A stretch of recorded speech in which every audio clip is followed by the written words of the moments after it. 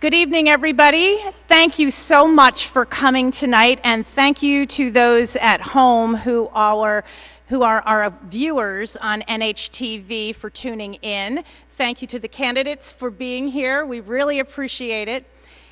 Welcome to the 2013 Board of Education Candidates Roundtable discussion. We are up for a very interesting evening and a lot of information for our community. We're going to have the moderator come up in a minute, but tonight's presentation is brought to you by the PTAs from around the district and the PTA Council of North Haven. I'm Ann Benowitz, and I am the co-president of the PTA at Ridge Road Elementary. Before I bring Adam Schweikert up, our moderator for this evening, I wanted to just remind the audience that we need you to turn your cell phones off and any other electronic devices. And we also would hope that you would not record any portion of this evening's discussion, nor would we like you to take any flash photography. We want to make sure our candidates have an uninterrupted conversation.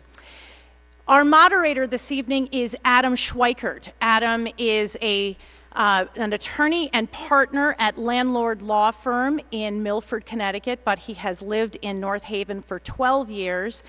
And on behalf of the team who's put our discussion together tonight, I'd like to thank Adam publicly for all of the time and effort he has put into preparing for his role as moderator. So Adam, why don't you come up and get us started off?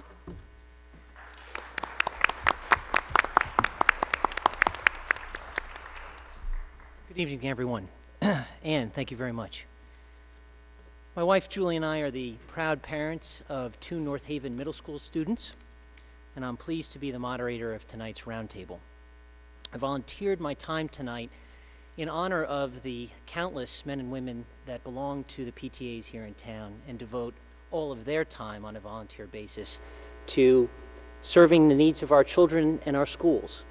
And I encourage every parent here tonight and those listening on TV to join the PTAs at the schools in which your children attend.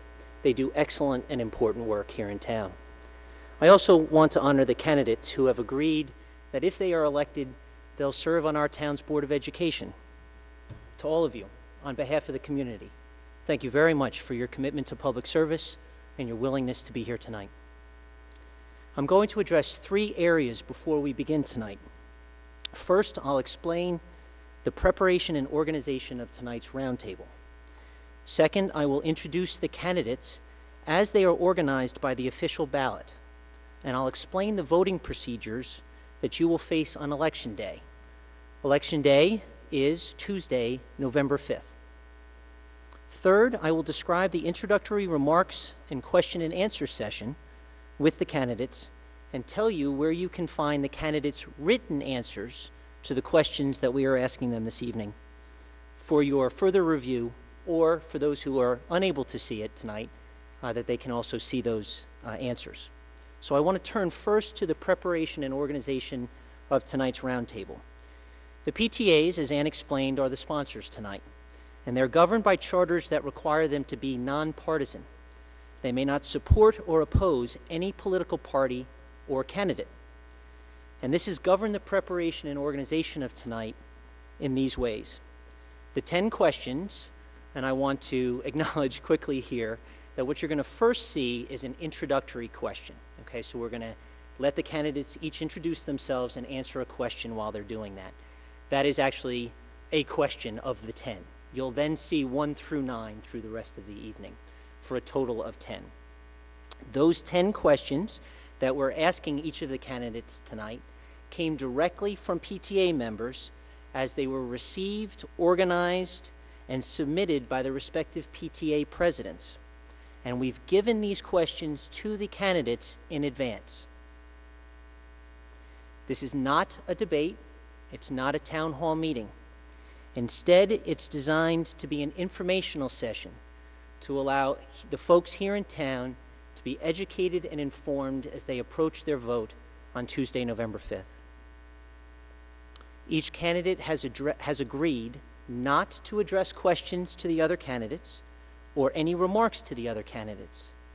They will speak during the program only when responding to the question from me, and they will conduct themselves in a professional and respectful manner. We will rotate the order in which the candidates answer the questions so that each candidate has the opportunity to go first. So, I'll start this evening with Nicholas Coppola, furthest on the left, and he will introduce himself and answer that first introductory question. And then I'll proceed with the first question, will be question number 1 that you'll all see. I'll go to Carol Francis-Kett, and so on, so that each of the candidates has the opportunity to go first. Finally, I'm going to ask that you please be respectful of the candidates this evening and refrain from making any comments or otherwise demonstrating for or against any particular candidate during the roundtable. I want to turn next to the introduction of the candidates and the voting process. There are 6 open positions on the Board of Education that we will be voting for this year, and there are 10 candidates. You'll note that we have 3 sections of candidates up in front of you, and for those that are close enough, you'll be able to see that the box colors around their names differ. The first box color are the 5 to your left. And they are the folks that are running for the 6-year positions on the Board of Education. All right? Now, in the introductory package or in the package that was at the door for you, at the very back is a copy of the official ballot that you'll be facing on Election Day. And it may be helpful for you to turn to that as I explain this. For those of you watching on TV, you can find a copy of the ballot on the town's website at www.town.north-haven.ct.us. On the right-hand column under Announcements, you'll see the phrase Ballot for Municipal Election 2013, and if you double-click on that, this will pop up in front of you. So as I mentioned, the first set of 5 candidates to your left are competing against one another for a full 6-year term. You'll see their 5 names in columns number 7 and number 8 on the ballot. They were seated tonight by a random draw and are Nicholas J. Coppola, Carol B. Francis-Kett, Jennifer D. Ceccarelli, Anita B. Anderson, and Brian P. Bogan. As voters, you may choose any 2 of these candidates, regardless of the column that they are located on the ballot. Again, you may only choose 2 of these candidates. This is where it gets interesting. The top 3 vote getters will be elected to a position on the Board of Education. Now, you may ask yourself, as I did, why you're only allowed to vote for 2, but 3 are going to get elected. I don't have the answer. I encourage you to go and see or call the town's registrars of voters. They're available during normal business hours at the town hall if you're interested in the answer to that question. I'm here tonight to provide practical advice. You get to vote for 2, okay? But 3 of them will be elected. The second set of 4 candidates start with the next color box. Each of these candidates are competing against one another for a 4-year term. Now, an official term on the Board of Education is for 6 years. So you may ask yourself, as I did, how can someone run for a 4-year position? The reason that happens is that someone previously elected to a 6-year position did not fulfill all 6 years. As a result, we have 2 slots that will go for 4 years. They were filled by folks here in town, but then they have to run at the next election in order to stay in that position. You can find these 4 candidates in columns number 9 and 10 on the ballot. They were also seated by a random draw this evening, and they are Dorothy A. Logan, David J. Abate, Matthew Kersner, and Goldie Adeli. As voters, and this is going to make a lot more sense, you get to choose 2 of them, regardless of the column that they are located in on the ballot. Again, you may choose any 2 of those candidates on Election Day, and, as makes good sense to me, 2 of them will get elected to positions on the Board of Education. Finally, tonight we have one candidate, Randy M. Enrico Peterson, who is running unopposed for a 2-year term on the board. So again, this is the same issue that we talked about with the 4-year term. Someone elected to a 6-year term did not fully complete it, and so Ms. Peterson is running for that slot. And that's a 2-year slot. She can be found in column number 11 on the ballot, and you'll only be able to vote for her for that position. And so as a result, Ms. Peterson will be elected automatically to a 2-year term. Nonetheless, she's graciously agreed to join all the other candidates tonight and answer the questions. Turning to the opening comment and question and answer session, I will give each candidate 1.5 minutes to introduce himself or herself and answer the first question. Now, again, I call it the first question. It's the introductory question, okay? I will begin with that, with Mr. Coppola, and then I will proceed all the way down from your left to right with the candidates. Starting with the next question, I will start with Ms. Frances Kett, and so on. As I mentioned earlier, the candidates also provided to the PTAs written answers to the questions. And given the time constraints that we have this evening, where they will get, after that first 1.5 minute period of time, they're only going to get 1 minute for each of the other 9 questions. So because of those time constraints, the PTAs decided that it would be valuable to have everyone get the opportunity to see the written answers. And so by the end of this week, on each of the PTA websites, the school's websites, excuse me, the candidates' written answers will be published so that you have the opportunity to view those at your leisure. Our timekeeper tonight is Sherry Gibson, proud parent of 2 children here in the North Haven School District and an active PTA member. Candidates, Ms. Gibson will raise signs to signal when you have 30 seconds left, when you have 15 seconds left, and when your time is up. Your time begins when I recognize you by name. Let us now begin the roundtable. Nicholas Coppola, you were selected by random draw to be first, and you have 1.5 minutes to introduce yourself and respond to this question: why do you feel qualified to serve as a Board of Education member? Good evening. My name is Nick Coppola. I'd like to thank the PTA and PTA Council and this evening's moderator for the venue to communicate with stakeholders on something so important. To me, it's especially valuable given that I don't have either party's background. I have 2 children in the system. They're 3rd generation in the system. They are currently in or have gone through the ID program as well. I have close family members who are public school educators. I'm here this evening because, starting with No Child Left Behind and now on to Common Core and high-stakes testing, I'm very concerned that public education is going in the wrong direction and North Haven may be following blindly. I'm a firm believer that the Board of Education must first answer to the true stakeholders, the taxpayers and the children. Nearly 2/3 of our tax dollars go to education before any additional funding that we receive. These monies are now being spent on implementing standards that are unproven, and that across the U.S. are now receiving lots of pushback by parents and teachers who are becoming increasingly aware of the issues that these standards are creating.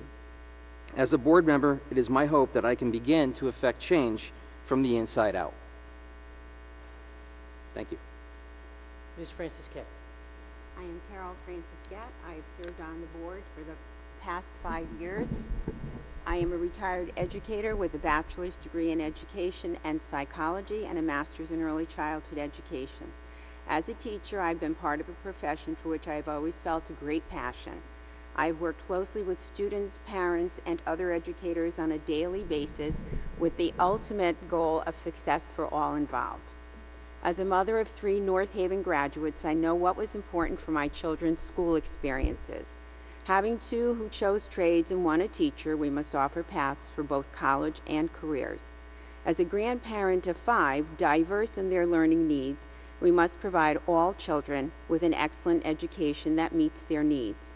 What I want for them guides my decision-making on the board. My husband, a retired mechanical engineer, and I know what it means to live on a fixed income, making me sensitive to the needs of our retired citizens when it comes to budget time.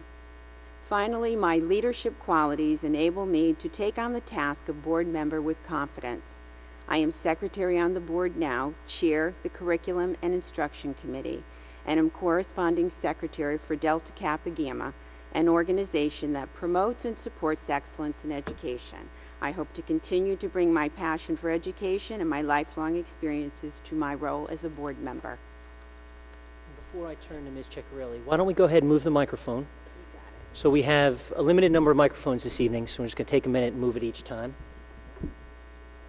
All right, so I think, is that going to work? You think so? How's that? All right. And so Ms. Anderson, when we get to you, if you could grab the microphone to your left, this one is not going to extend any further. Perfect. We got it. Okay, How's that, terrific. okay? Ms. Ceccarelli, thank you. I'd like to start by thanking the North Haven PTA Council, Mr. Schweikert, and everyone here at North Haven High School for giving me the opportunity to share views on, and giving me, and the other candidates, our opportunity to share views on our education system. My goal is to be a voice for families, working with the board on policy that expresses the will of the constituents to ensure that North Haven's educational system is the highest possible quality, keeping costs reasonable so as not to further burden our taxpayers. I've been an educator for 20 years. I'm also a parent of 2 children currently in the North Haven schools. I am a multifaceted stakeholder who understands education deeply, and I work on both sides of the issues as a parent and a teacher. I have education degrees from UConn and from SCSU, and I'm a second grade teacher with 25 students in my class in Middletown. I also work as an education consultant for a dozen early learning centers. This year is a critical one for the Board of Education, not just because there are so many seats to be filled, but because we are at a pivotal time for both curriculum and for policy. Our state has adopted the Common Core standards, and teachers are working to implement a new curriculum which asks children to think more deeply and conceptually than ever before. Our state has mandated a new teacher evaluation system. This is extremely detailed and requires more man-hours than any preceding evaluation system. And this year, North Haven students will take a new measure to evaluate their progress called the Smarter Balance. In this perfect storm of transition, it is imperative to ensure that the emotional climate in our schools that is one that is positive and supportive. I will be a voice to ensure that North Haven schools are exemplary places to learn. Ms. Anderson. Good evening. Thank you for all of you for coming tonight and for the PTAs for sponsoring this event tonight. I'm sorry, is that much better? Okay, I guess I'll use a couple of seconds there.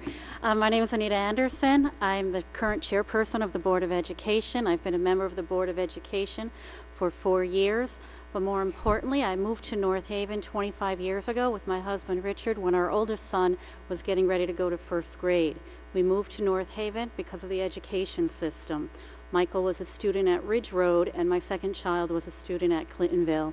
I believe in North Haven. I believe in our education. I have been involved with education through PTA Council, since I started here 25 years ago. So 25 years in our education system, volunteering, and I've watched many changes. I've been through many budgets. I understand the importance of a budget. I understand the importance of retaining teachers. But most of all, I know the importance of getting our students to become well-rounded young adults. When they leave North Haven Public School System, they need to be ready for the 21st century, no matter what they choose to do, whether it's to move on to college or whether it's to go into the trades. As my other board people up here had mentioned, there's a lot of changes happening with Common Core and the new evaluation. So we need to be on top of that, and I believe that I will be able to continue to be on top of the functions of what we need to do in the Board of Education. Thank you. Mr. Bogan. Thanks, Adam. My name is Brian Bogan. I'm a certified financial planner and a business owner. I currently serve on the Board of Ed. I'm following in my father's footsteps. He was on the Board of Ed here for North Haven while I was a student. I'm an alumni of Ridge Road School, Orchard Hill, the East and West campus, now no longer class of 1987. I have children in the school system. I have a vested interest because of the children here. I'm currently the chair of the Finance Committee. My background as a financial advisor helps me with this budget process, especially when it comes to making the tough decisions because of the financial constraints that we're currently facing with educating our children today. The most recent financial challenge we had this year was when we were trying to make the budget and do the teacher negotiations. If it wasn't for sitting down with Christine, our business manager, and myself, we were trying to engineer a creative way to make the budget work where we wouldn't have to lay off any teachers. My approach is that we're in the business of educating children, and we must give them the highest probability of achieving that success. So I feel with my involvement on this board, I could be instrumental in helping make this happen. Thank you. Ms. Logan? Hi, I'm Dot Logan. Thank you, PTA, for doing all the work that was necessary to bring us together tonight. I am a 38-year resident of North Haven. My two adult children are second generation of Logans to go through the system. I am a product of the State University system with an undergraduate degree in social welfare and master's degree in community psychology, special education, and then educational technology and media. I've just retired after 26 years of teaching in North Haven. I taught in all the buildings with the exception of the high school, and I was a special ed teacher. My retirement lasted 8 days because I'm currently employed as a worksite coordinator and job coach for the Step Forward program. I've been involved in NEGA, serving as their vice president of membership. I'm a member of the Human and Civil Rights Commission as a CA retired member. I serve on the ARC board. By serving on a variety of boards, I've learned the importance of working as part of a team, learning when to listen and when to ask questions. I've had plenty of opportunity to practice patience and tolerance, patience to take the time to gather all the facts before making a decision. When working with a group, every member has a right to express their opinion. Mr. Abate? Thank you. North Haven High School, 1986 graduate. I feel qualified to serve as a Board of Education member because I've been associated in the field of education since 1992. A lawyer does not seek policy on law from an architect, and a doctor does not seek medical practice from a builder. Policies surrounding and involving education should be made by individuals cognitively immersed within education. I have a BS in marketing, a minor in management, and the equivalent of a 6-year degree in education and education leadership. I am currently Vice President of the Hamden Education Association and have experience working with superintendents, administration, board policy, and practice. I am also a teacher. I have taught the full secondary spectrum from functional life skill programs to talented and gifted.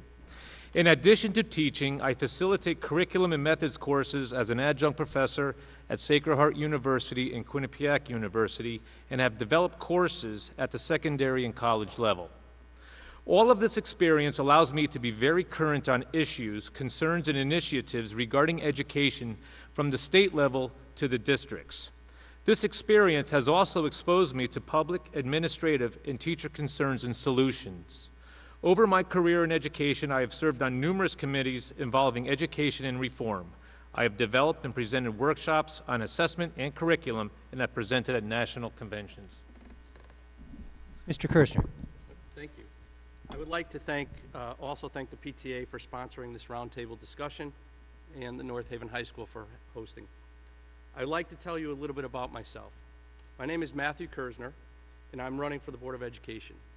My wife, Carrie, and I have been married for 16 years, and she's a librarian at the Hamden Public Library.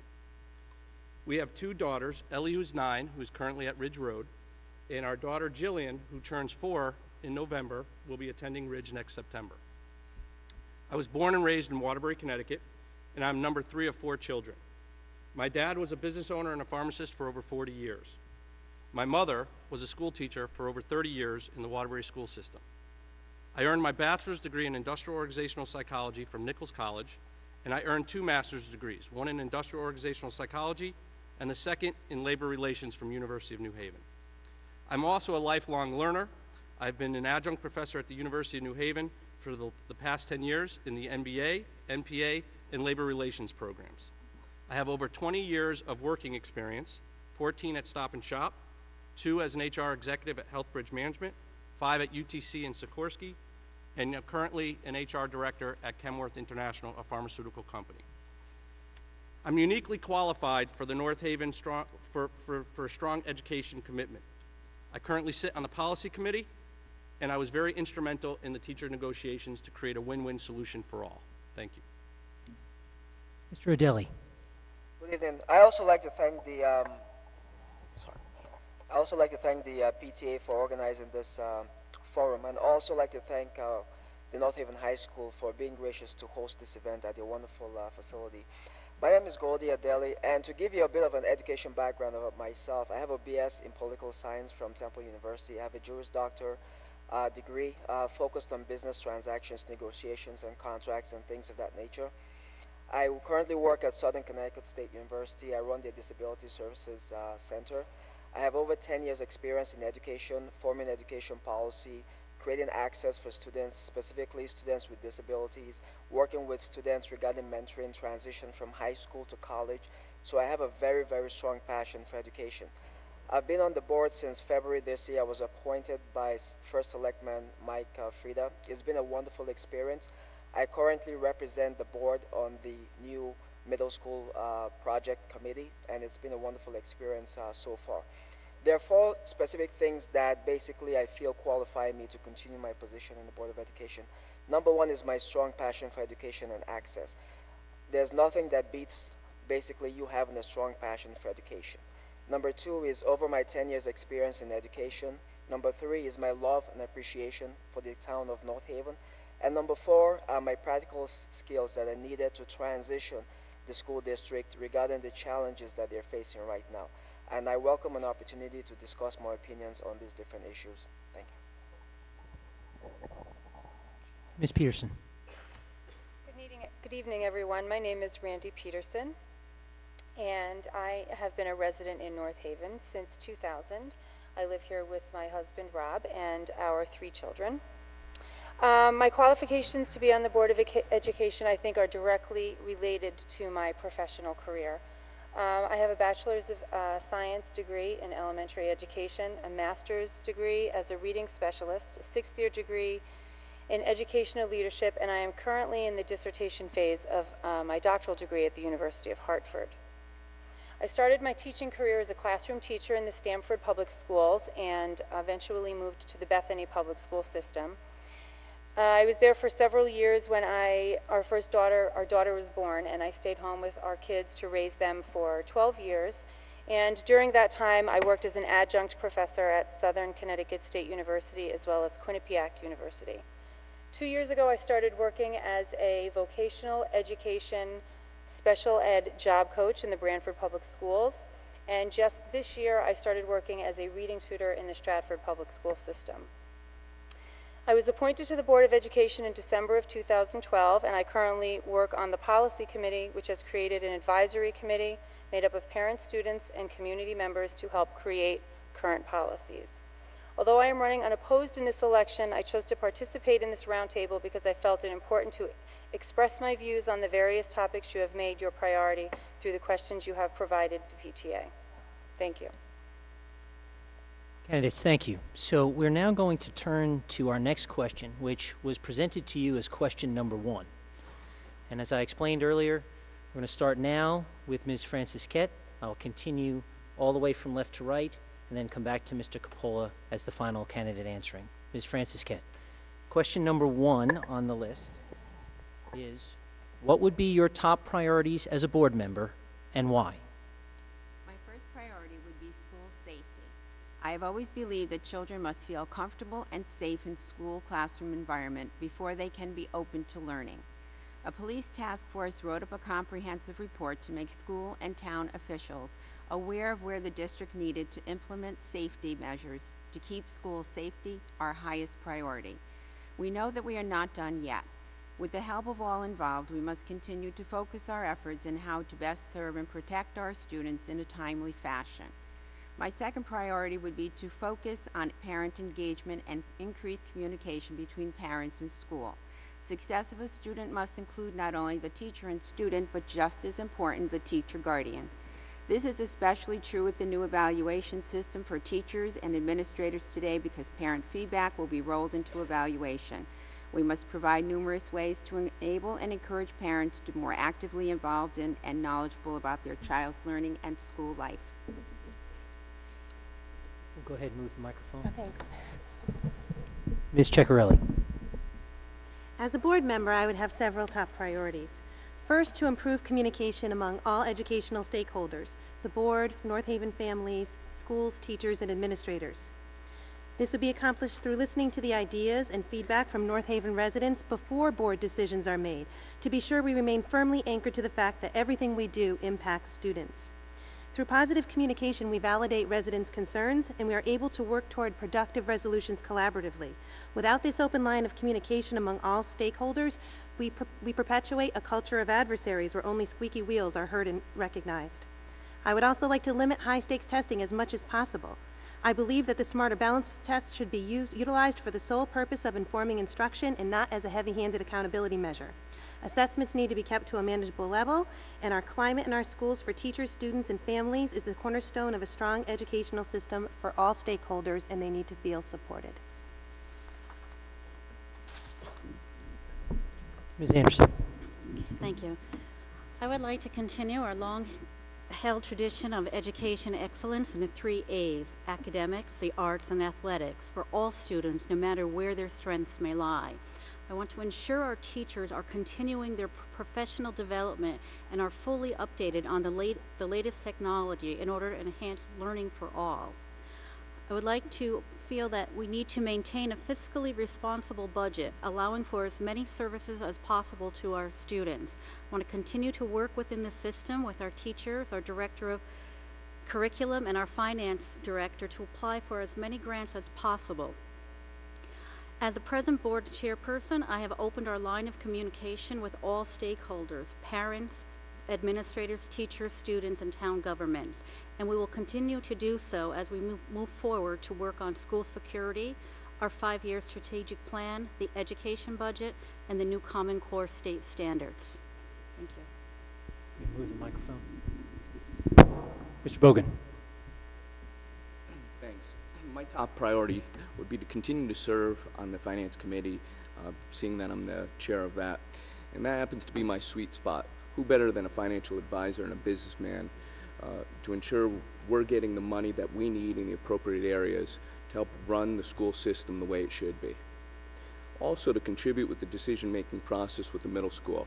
As we know, we're currently investigating with what to do with that middle school. And so there's going to be decisions made financially. Do we rebuild, renovate, what have you? So I like to be involved with that, and I figure who better than a financial person should be involved with that. Also to ensure that we have the highest quality of education for our students. And last but definitely not least is ensuring the safety of all children and staff within our school system. Thank you. Ms. Logan. Yes, my priorities as a board member is to comply with Connecticut state statutes as to the duties of members of the Board of Ed. And those duties include giving all children of the school district a nearly equal advantages as practical, providing an appropriate learning environment for its students, and that includes adequate instructional books, supplies, materials, equipment, staffing, facilities, and technology. Equitable allocation of resources among its schools, proper maintenance of facilities, and a safe school. A lot of this is to adopt and advocate and oversee a school budget, and that's to articulate our priorities and garner support, which would lead to the adoption of a budget that moves the district forward. You know, and also realizing that as a Board of Ed member, I'm a team of 9 people. Mr. Abate. Thank Mr. you. Abate. My top priorities would be to continue to support and adopt policies that enhance student learning at school and home. To work closely with the superintendent, administration, the community, and other members of the board to continue to make North Haven Public Schools an even more desirable school system. My focus would be on curriculum cohesiveness and technology specifically related to STEM, which is the science, technology, engineering, and math program. My desire is to make every student a productive, prepared, skilled, and educated citizen for the changing world that they will inherit upon graduation. Thank you. Mr. Kersner. Thank you. My top priorities for a board member are as follows. To continue and grow North Haven's history of strong academic, extracurricular activities such as music, art, and sports programs. To make sure we have all the right tools in place for the administrators, teachers, and students to be successful with the changes that are happening to our district, such as CORE, SEED, the teacher evaluation, and the technology infrastructure that is much needed in our school system. Another priority for me is to guide and help the administrators as well as the superintendent with HR and administrative labor relations issues. I also want to help resolve some of the communication issues that we see in our school system from the students, the teachers, all the way up to the parents. We also must need to address our high-risk schools. We went from 3 high-risk schools to 4 high-risk schools. We need to make sure that the programs that we have, such as the breakfast program, the lunch program, the affordable program that we have, that all students are participating to have a good educational experience. Mr. Adeli. Good evening. I have 3 major priorities if I am successfully appointed or elected, as a Board of Ed member. Number 1 is Common Core, basically trying to help the district transition successfully towards Common Core. Its effect on our kids, the effect on our teachers regarding evaluation and things of that nature, trying to move the district to make sure that as we transition, we have as little obstruction as possible regarding the education of our kids. Number 2 issue is school security, trying to make sure that our kids are secure. Security of our kids is non-negotiable, and so trying to work with the district, they're working on certain things right now, but also continue the work that the board is doing to basically ensure the security of our kids. Number 3 is trying to make sure that we successfully go through with our middle school project to make sure that we have a good balance. First balance is to make sure that our kids have a safe and secure learning environment. Number 2, to make sure that our citizens have the best tax deal that they can get out of this new project. So those are my 3 top priorities. Ms. Peterson. I have 3 priorities that I would like to discuss, although my top priorities definitely go beyond the 3 that I will mention. First deals with the financial implications that we'll be facing over the next year, including the middle school, technology, security. I think it's important for us to look at the money that we have, where we are spending it, where we can save, and where we can use it to best, to make the most significant difference for the most students that we can. The second thing I would like to focus on is parity among all of the schools and all of our students. With 3,300 students and 400 educators, it is not always easy, but we will work toward doing that and supporting our teachers the best that we can. And the third thing I would like to focus on is related to security, but mostly talking about keeping our environments safe for our students. Safety goes beyond walkie-talkies and video cameras, but it includes dealing with the mental health services that our children might need. And so to incorporate extra services and supports for our students as they need them will be another one of my focus. Mr. Coppola. Oh, and 1 second, please, Sherry. Great. Thank you. Mr. Coppola. As a Board of Ed member, there are a number of goals that I would have. Given the time allotted to answer the question, the full answer to the goals or the full list of goals will be available on the nickfornorthaven.com website after this discussion. My goals would be, or would include, giving teachers a voice without fear of retribution, to help parents understand their rights and responsibilities when it comes to education, and most importantly, to encourage board members and administrators to ask the important questions. In 2007, Money Magazine voted North Haven in its top 100 places to live. Selectman Frieda referred to our town as a gem. If we are to be such a place, we must lead in education and not follow a state-administered but federally mandated, prescribed agenda.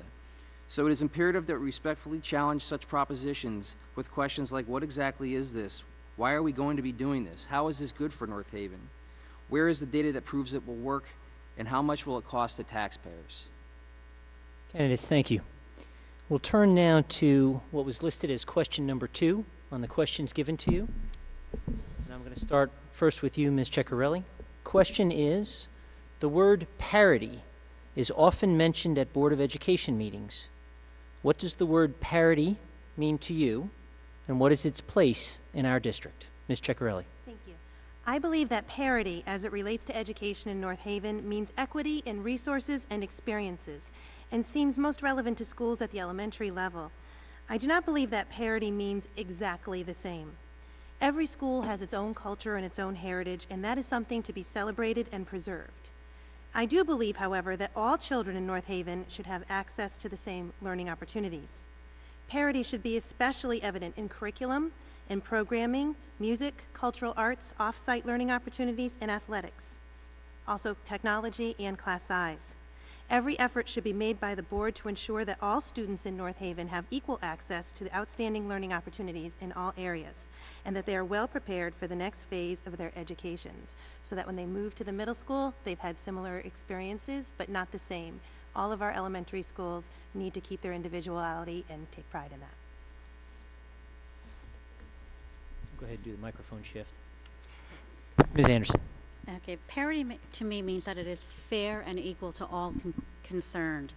Every child in the North Haven public school system is entitled to the same education and learning experience across the board, and that includes art, gym, music, and extracurricular activities, no matter what the skill level is of that particular child. All teachers should have access to the same resources to educate our children. Parity in our schools, especially in the elementary schools level, will enhance the transition and learning of our students going into the middle school. Thank you.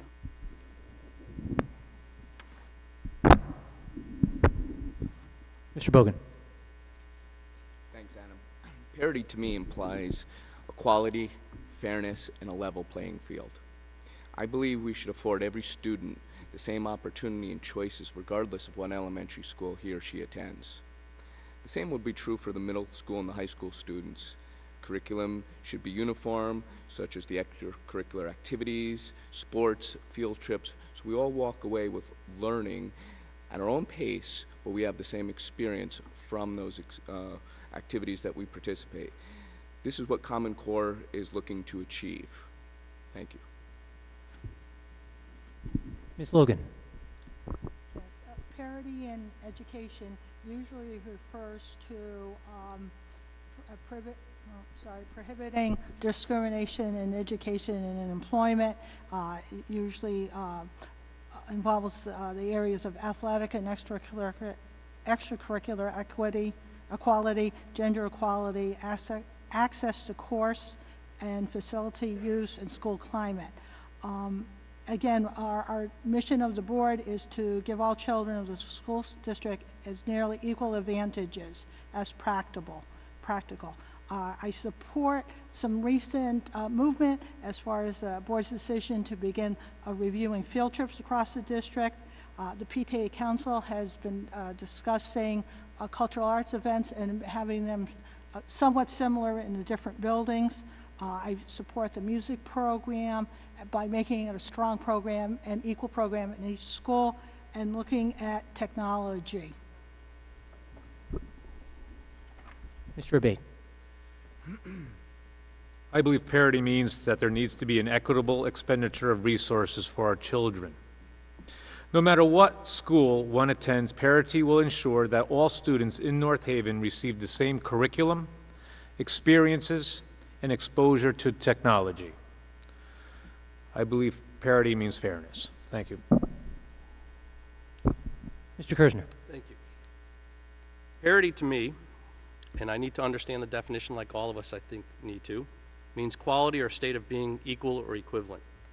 Being on the board, I have an obligation to make sure all students benefit from the programs we offer.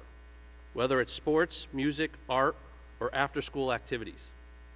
I participated in getting feedback from the administrators, other members of the board, walking the community and listening to them, and I got a good sense of what our strengths and areas of opportunities are. We must start synergizing all of our strengths and reduce areas of weaknesses that we have in the district. I'm impressed with the teachers that I've met, and I appreciate the diverse backgrounds they bring to the job. But we all need to work together to strengthen our strengths and get rid of the areas of opportunity. Thank you.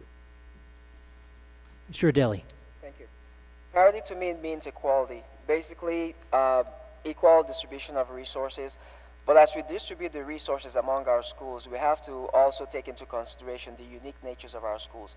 Some of our schools have special programs, unique art science programs, unique music programs. And so as we distribute our limited resources, we need to also make sure that we recognize these unique needs and we protect these needs. We also have to ensure that our kids have access to different services and different programs at our different schools.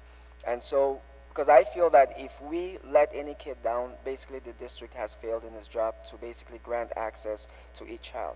So I think at the end of the day, we have to make sure that resources are distributed, recognizing the unique needs of each school. And also we have to make sure that each child who wants to succeed is given the opportunity to succeed. It's not just the district or the school that's responsible for that, but us as a town have to make sure that we provide that child the resource in order to succeed and create equality among different schools.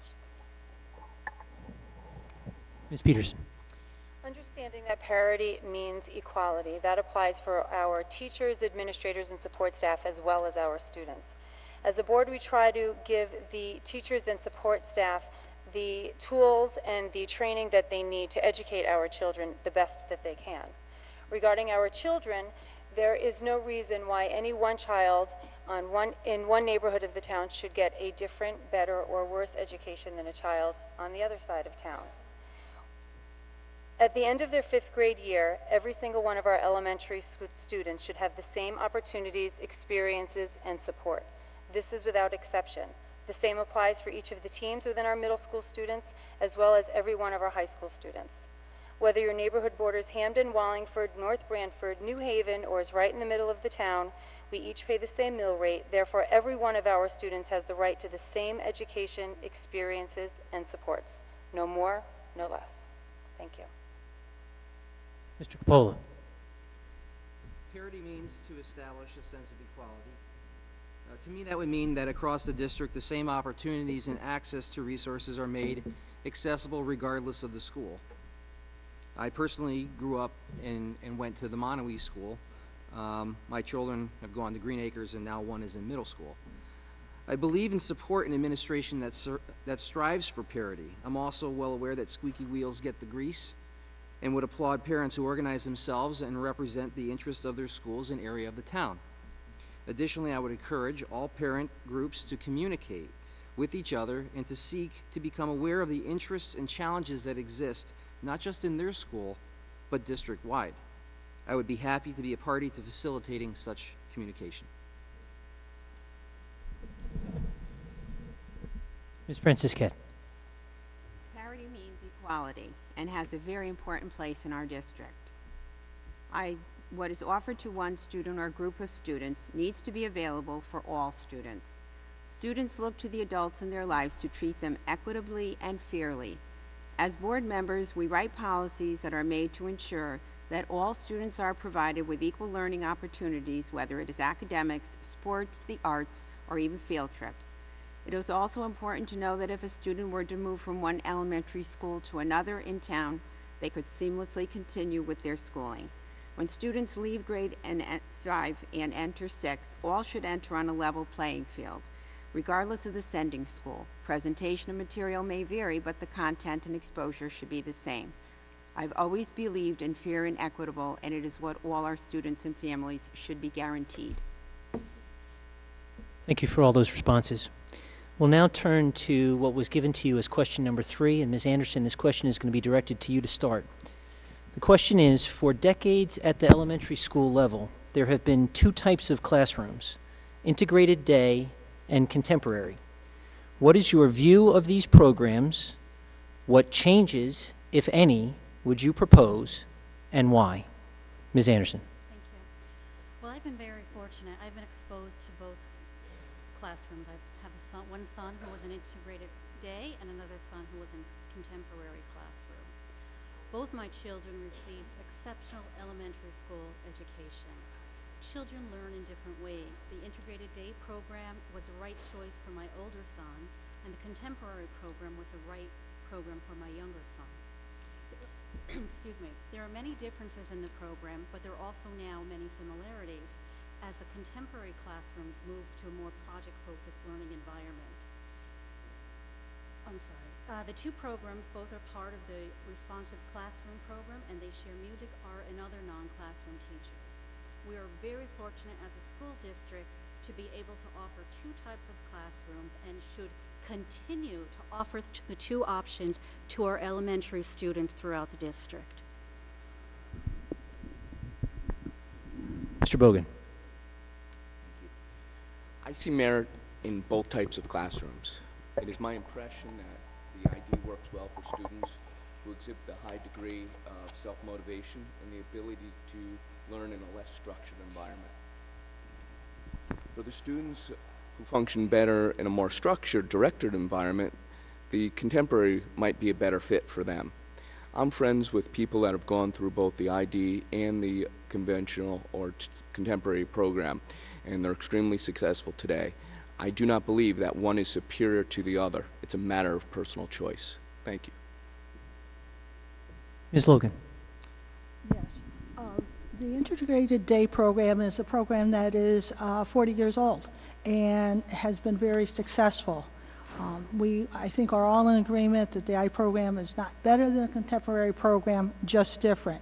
I think we also can agree that the IT program is funded at the same level as the contemporary program.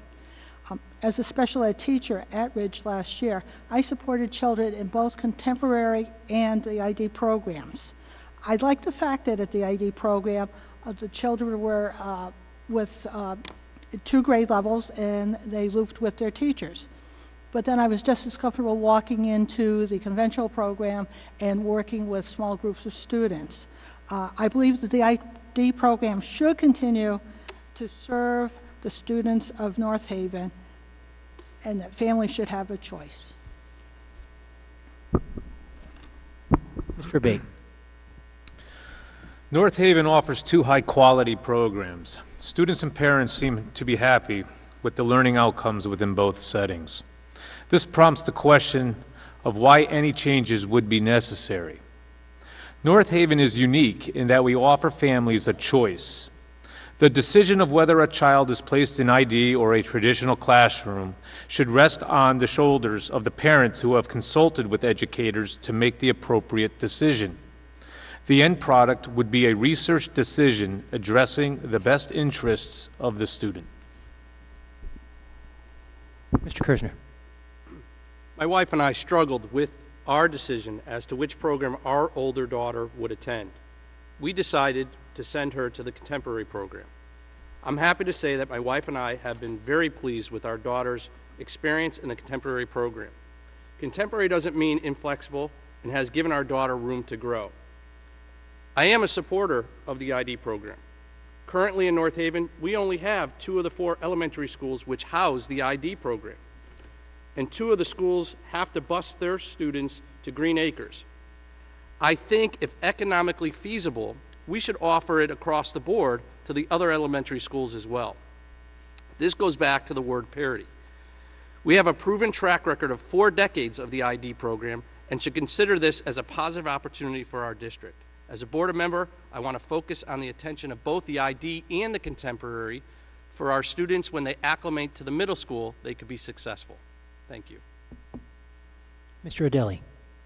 I fully support both programs. I believe that students should be given an opportunity to learn whichever way they feel comfortable learning and whichever way can basically bring out the best of their talents. And so I support both programs. But I'm a big believer in assessment. You know, the contemporary program is great for kids and parents who choose to go that route. The ID program is great for parents and families who choose to go that route.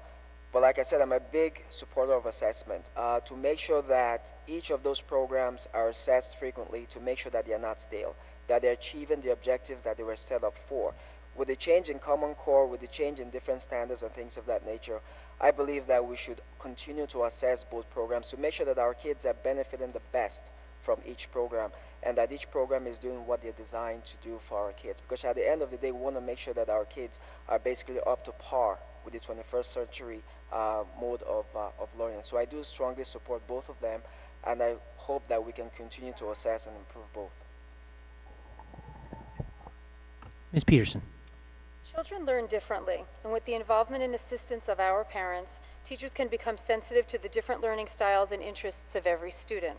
We are fortunate to have both the ID and the contemporary programs, which can foster the learning styles and the interests of each of our children. I am more familiar with the contemporary program because our 3 children have gone through that program and are presently in it. However, I have many close friends whose children do go through the ID program, and they are very happy with the successes their children have had. I don't really see any reason to make any significant changes to either program. Again, what I do focus on is to make sure that whichever program our children are in, whichever elementary school they attend, they are getting the same education.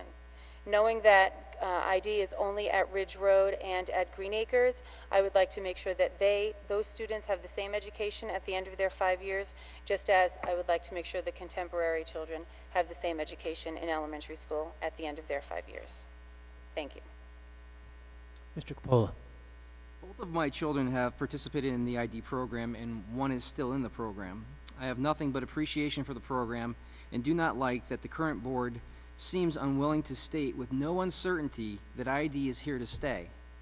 In comparison, I went through the contemporary model and graduated in the top 10% of my class, and have gone on to own my own technology consulting company.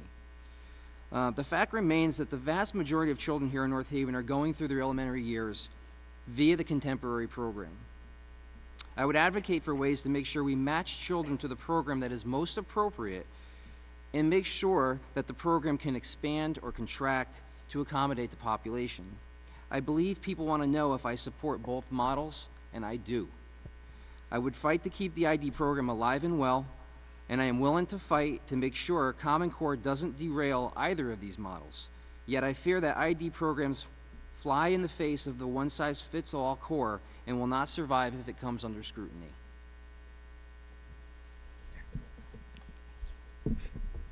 Ms. Francis-Kett.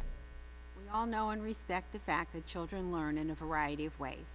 As long as there is learning happening for a child, the manner in which the material is presented could vary. Children in both the integrated day and contemporary settings are offered projects, research opportunities, and nonfiction reading. They work on problem solving and critical thinking skills. To determine the ideal setting for a child, one must ask the question, in which setting is the child more likely to flourish? We all know that some do better in the more structured setting of the contemporary classroom. Others thrive in the integrated day program, a more constructivist approach to learning. It is important to know your child. As a mother of 3 very different children, 2 of my children would have thrived in ID, but my 3rd child needed the structure of the contemporary classroom. Educators know that there is more than one way to learn, so I believe both classroom settings are valuable. It is wonderful that we can offer both to the children of North Haven. Ms. Ciccarelli. Thank you. North Haven is incredibly fortunate to have 2 outstanding models of teaching and learning at the elementary level. I believe all families should be able to choose the model that is right for their child. As a board member, I would advocate for any family who wishes their child to be taught with the ID philosophy to be able to have that opportunity. Currently, our placement is only unlimited in the contemporary program. I feel that if 2 programs exist, parents should have the ability to choose the one that best suits the needs of their children without worry that they might be turned away or placed on a waiting list.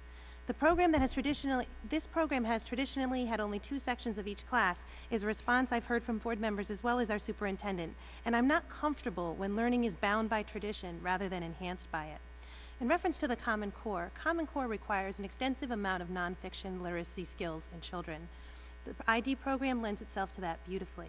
Contemporary teachers can also work with ID teachers to sort of have a dialogue about what assessment works best for both, as well as how project-based learning can also enhance contemporary incorporation of the Common Core. Thank you, everyone. I'm going to now turn to question number 4 that was submitted to you, and Mr. Bogan, we're going to start with you.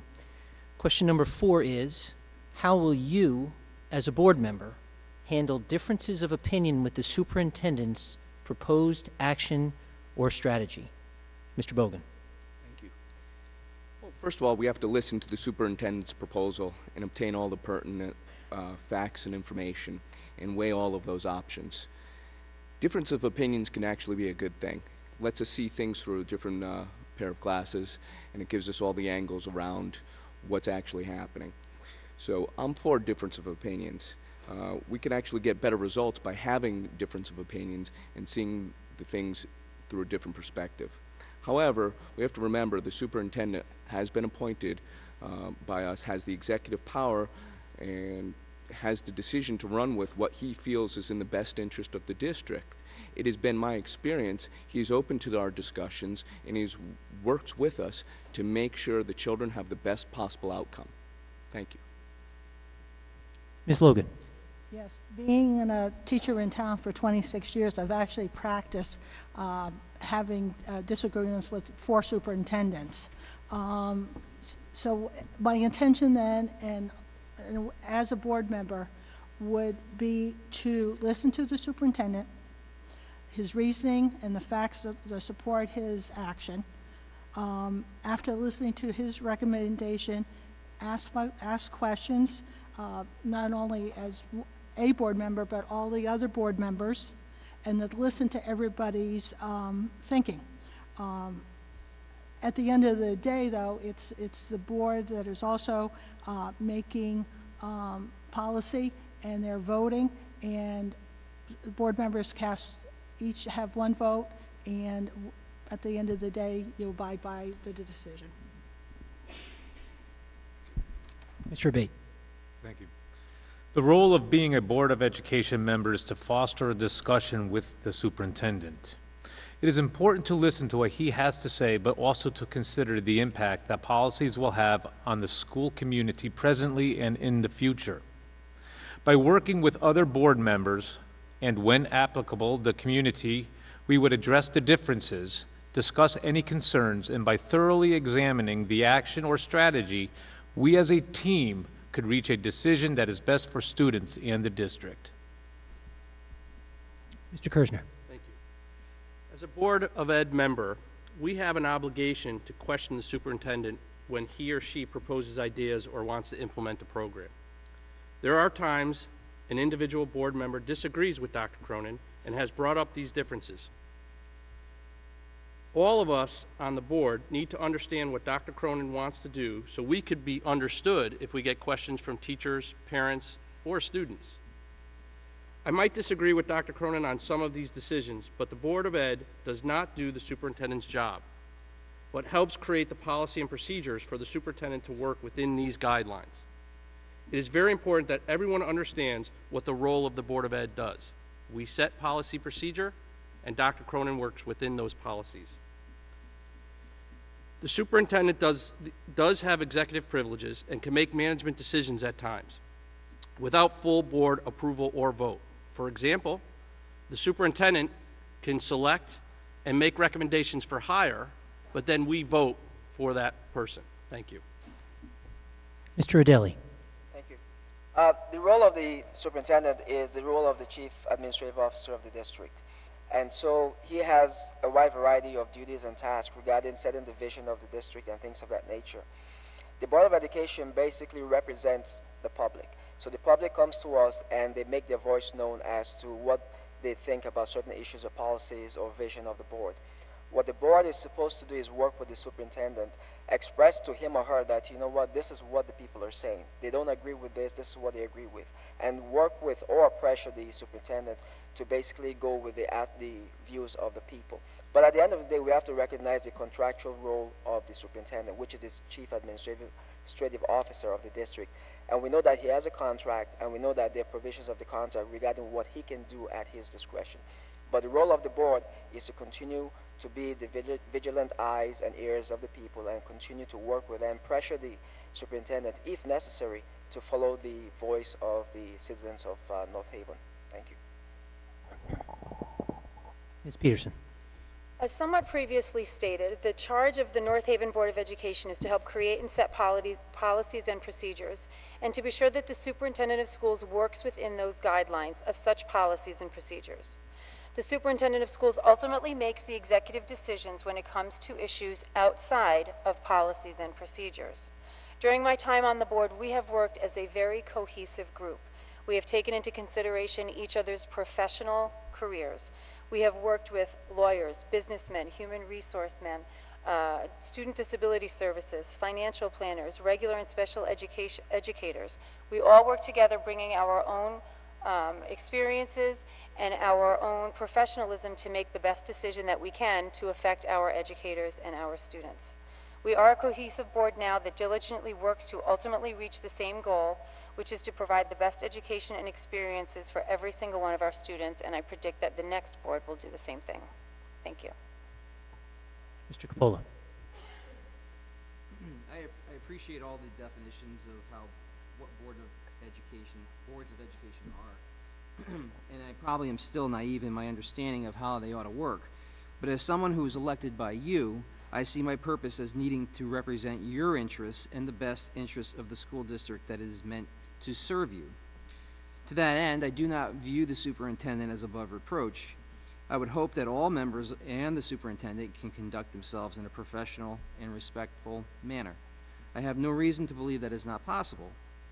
Yet my purpose is clear, and even if I am outvoted, my responsibility to you will be to advise you on the contention, my position, and how I feel it is or is not in the interest of the people of this town.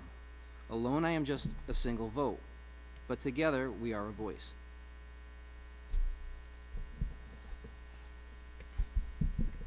Ms. Francis Kidd. There will always be differences of opinion. How those differences are approached is the key. First, it is important to listen to the thinking on both sides of the issue. We must hear both sides in order to move forward. Next, I would review the superintendent's proposal to determine if the action is policy-driven or state-mandated. Understanding this reasoning behind the action could help explain it to the dissenting person. If I believed in the merit of the decision made by the superintendent, I would do my best to share that thinking with the person involved and encourage a discussion of the issue with the superintendent in a timely fashion. However, if I felt a point was well made on the part of that person, I wouldn't hesitate to bring that to the superintendent for further discussion. I respect a fellow board member's or a community member's perspective on an action and value his or her thinking, just as I do the superintendent's, and I'd strive to always get that across.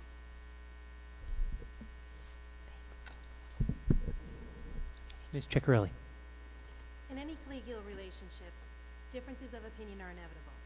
The discourse that accompanies differences is what is essential to learning and growth. It is my opinion that as many of these discussions as possible should be held during board meetings so that the board and the public would have an opportunity to listen to the evolution of the superintendent's decisions and obtain more information through attending to this discourse. It is very important to keep in mind that the superintendent strives to work within the expectations of how the board has determined that schools should be governed. The board needs to ask itself, do the superintendent's recommendations match our vision?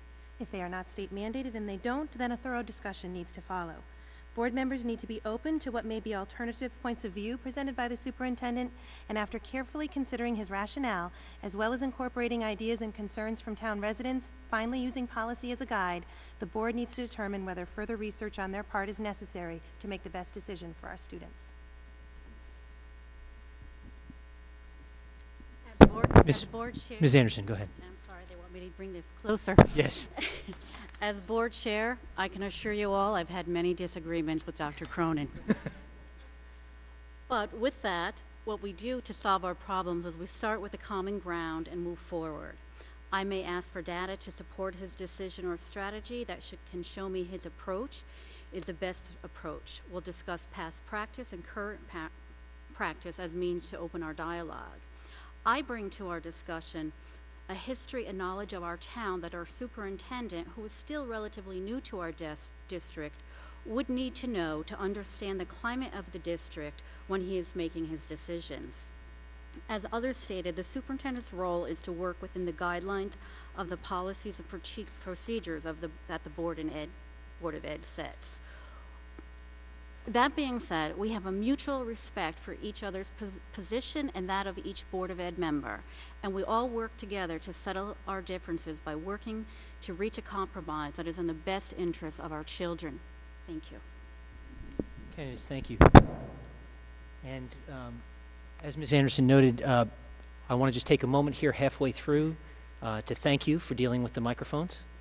Appreciate your patience and your calmness in dealing with that, and remind you that if you do bring it closer to you, the folks here will be able to hear you better with your answers. We'll turn now to the question that was given to you as question number 5. Ms. Logan, this question is going to start with you. Question number 5 states, regarding the receipt of public comment and feedback, the current structure of board meetings is public comment at the end after votes are made, and district workshops have no place on their agendas for public comment. What is your perspective on these structures, and what changes, if any, would you make to these structures? Ms. Logan. Yes, we all realize that the comments after a meeting is a longstanding practice. I did not find any documentation in the board website that speaks to when to have public comments. For many years, the Board of Ed meetings began at 7:30.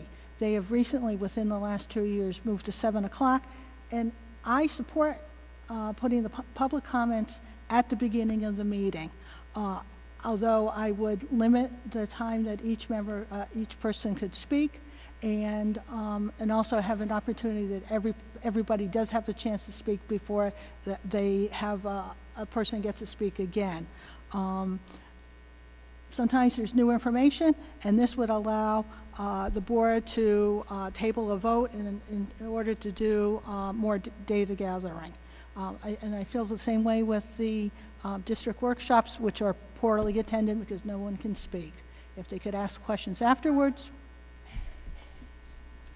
Mr. Abate. Board meetings are not timeless.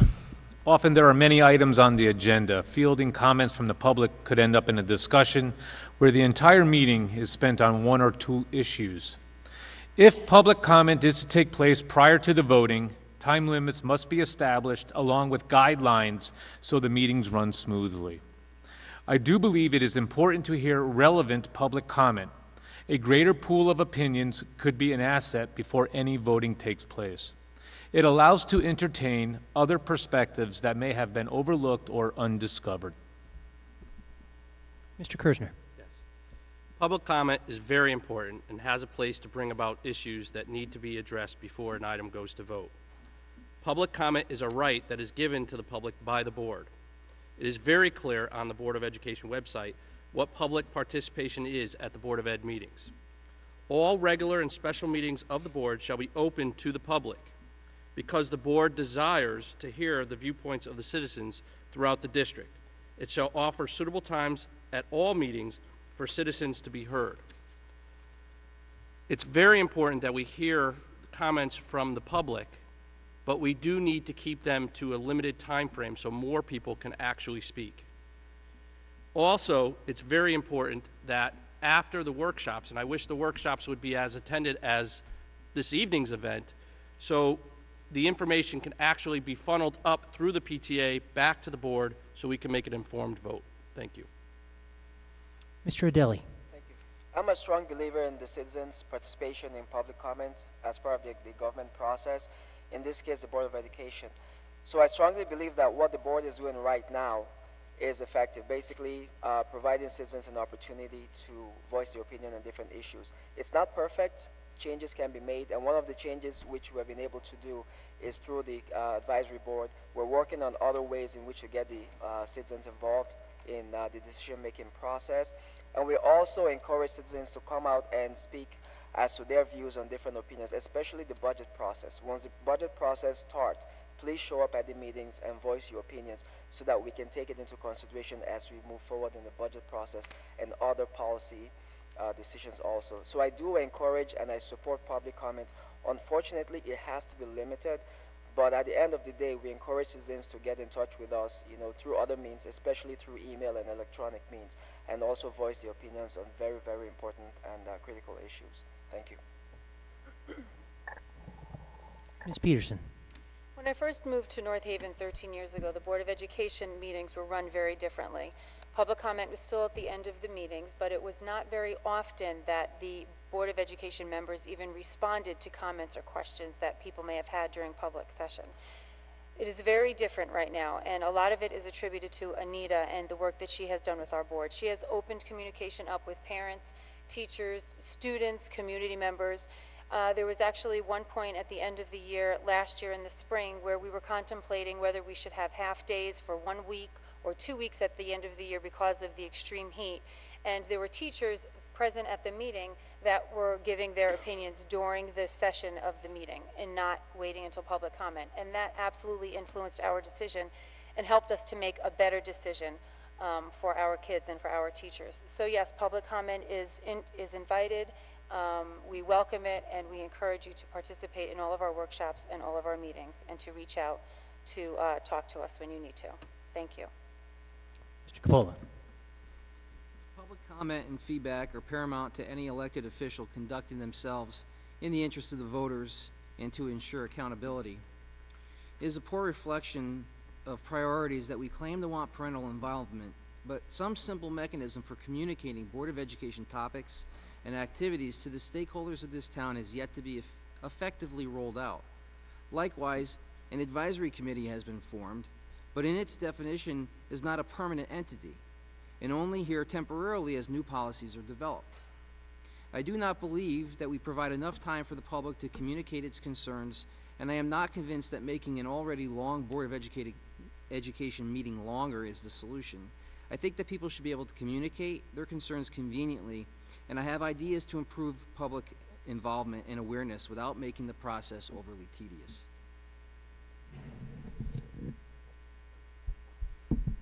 Ms. Francis Kidd. Communication is the key to a successful working relationship between the board and the community, along with transparency. When a change is proposed early on, we need to talk about it at PTA meetings, share it at an assembly of parents or guardians, and hold small discussion groups in the schools with interested parties.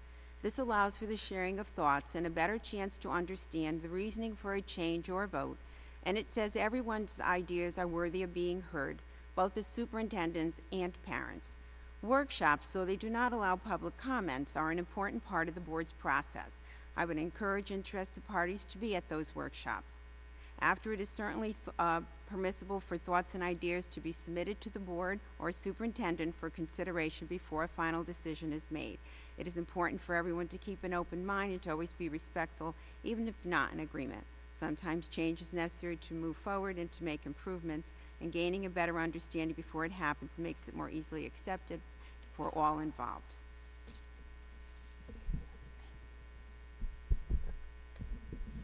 Ms. Ciccarelli.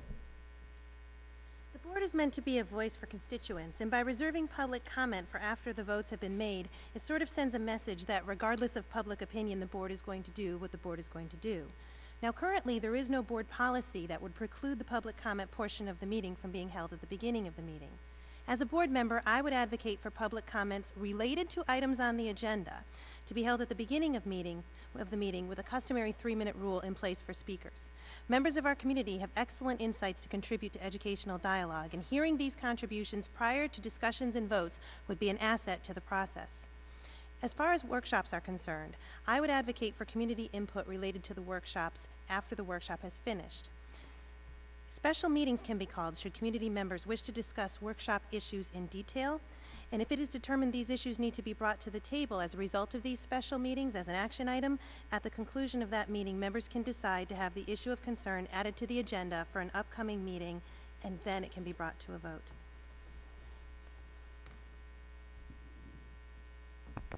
Ms. Anderson.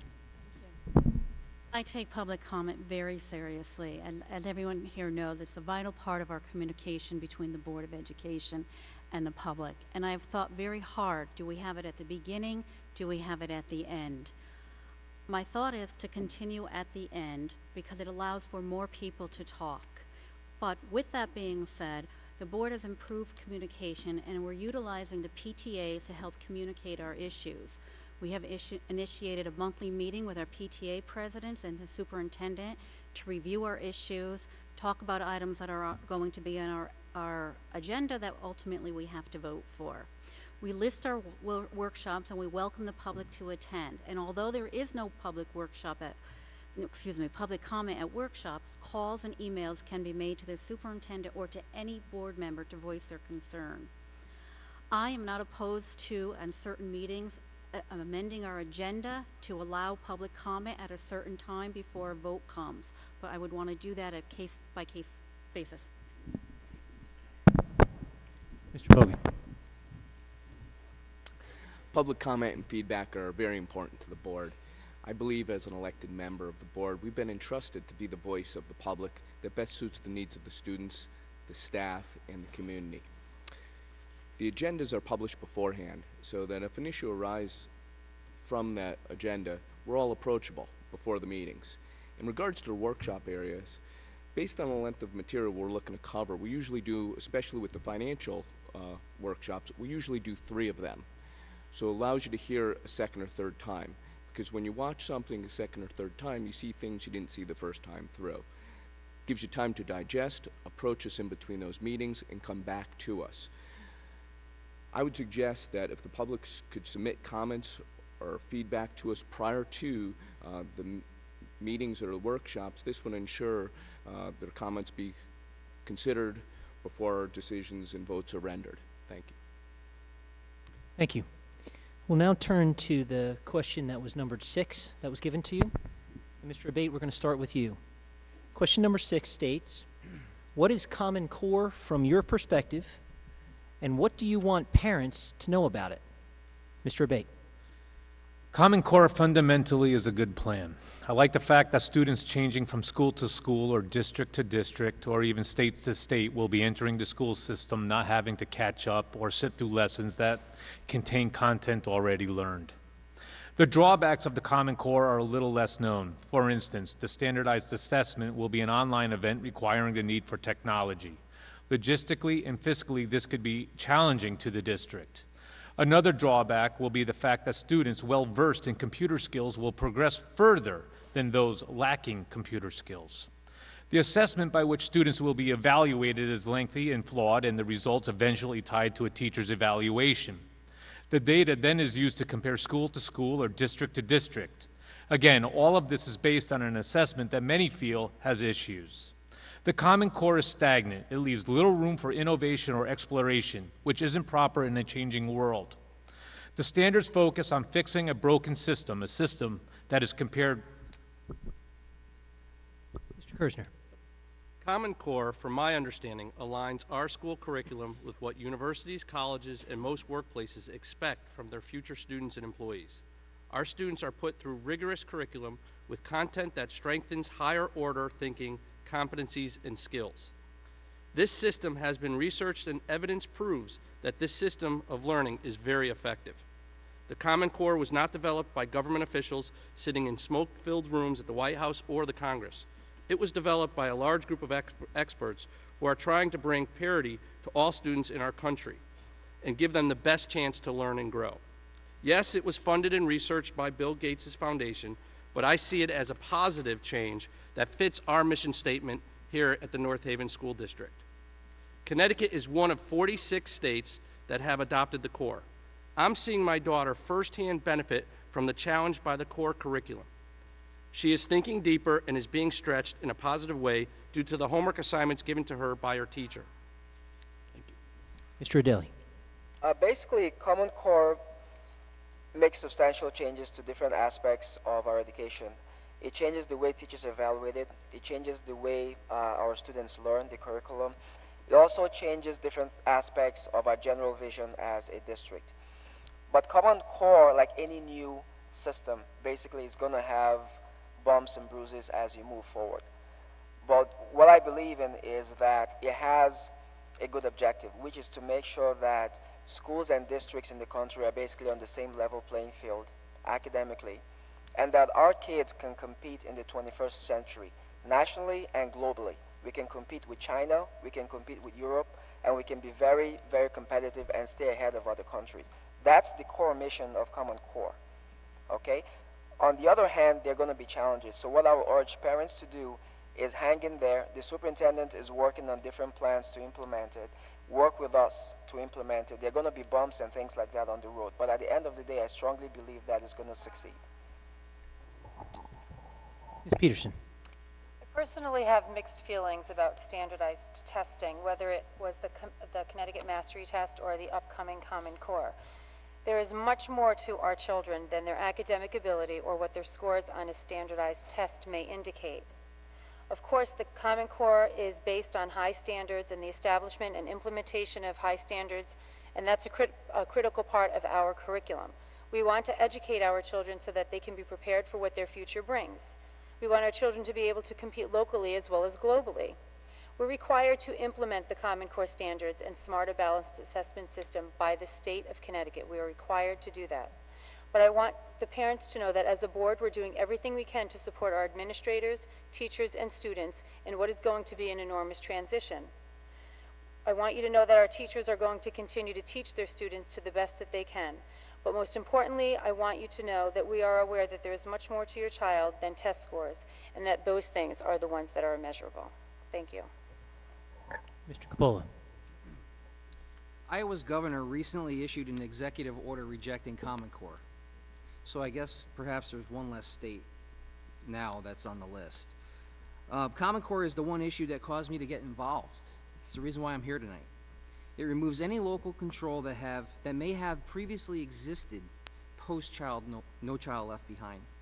I object to the manner in which the Common Core was created, adopted, and funded, and feel strongly that it is unconstitutional. Beyond that, I would have you consider the following. It is questionable whether these new standards are any better than what Connecticut was doing previously. Common Core aligned materials seek to teach children what to think rather than how to think. The creation of an invasive student and family online database is troubling, as is the coinciding relaxation of state and federal privacy laws. The massive cost of implementing Common Core will strain our state and community. I want parents to know that beneath the sales pitch, the Common Core is education's equivalent of the Affordable Health Care Act.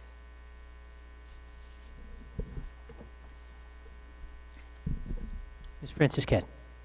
I know that the Common Core is a framework that in 2010 redefined what should be taught in our schools in the U.S. The philosophy being that it would better prepare our students across the country for college and the workplace, meaning that our graduates would be able to compete with other students state to state as well as around the world. Incorporating Common Core into our curriculum means teachers are asked to teach fewer units, but do a more in-depth study. Higher order thinking skills are emphasized, and students are asked to apply their basic knowledge to solve problems. When students can apply their learning to a variety of challenges, we can truly see what has been learned, and students also understand why they learned it to begin with. The new testing is designed to accommodate all children, all learners, and is a window through which we see how and what children have learned, and for some where reteaching is needed, where some more time is needed to strengthen skills for others, and for others that they are ready to move on.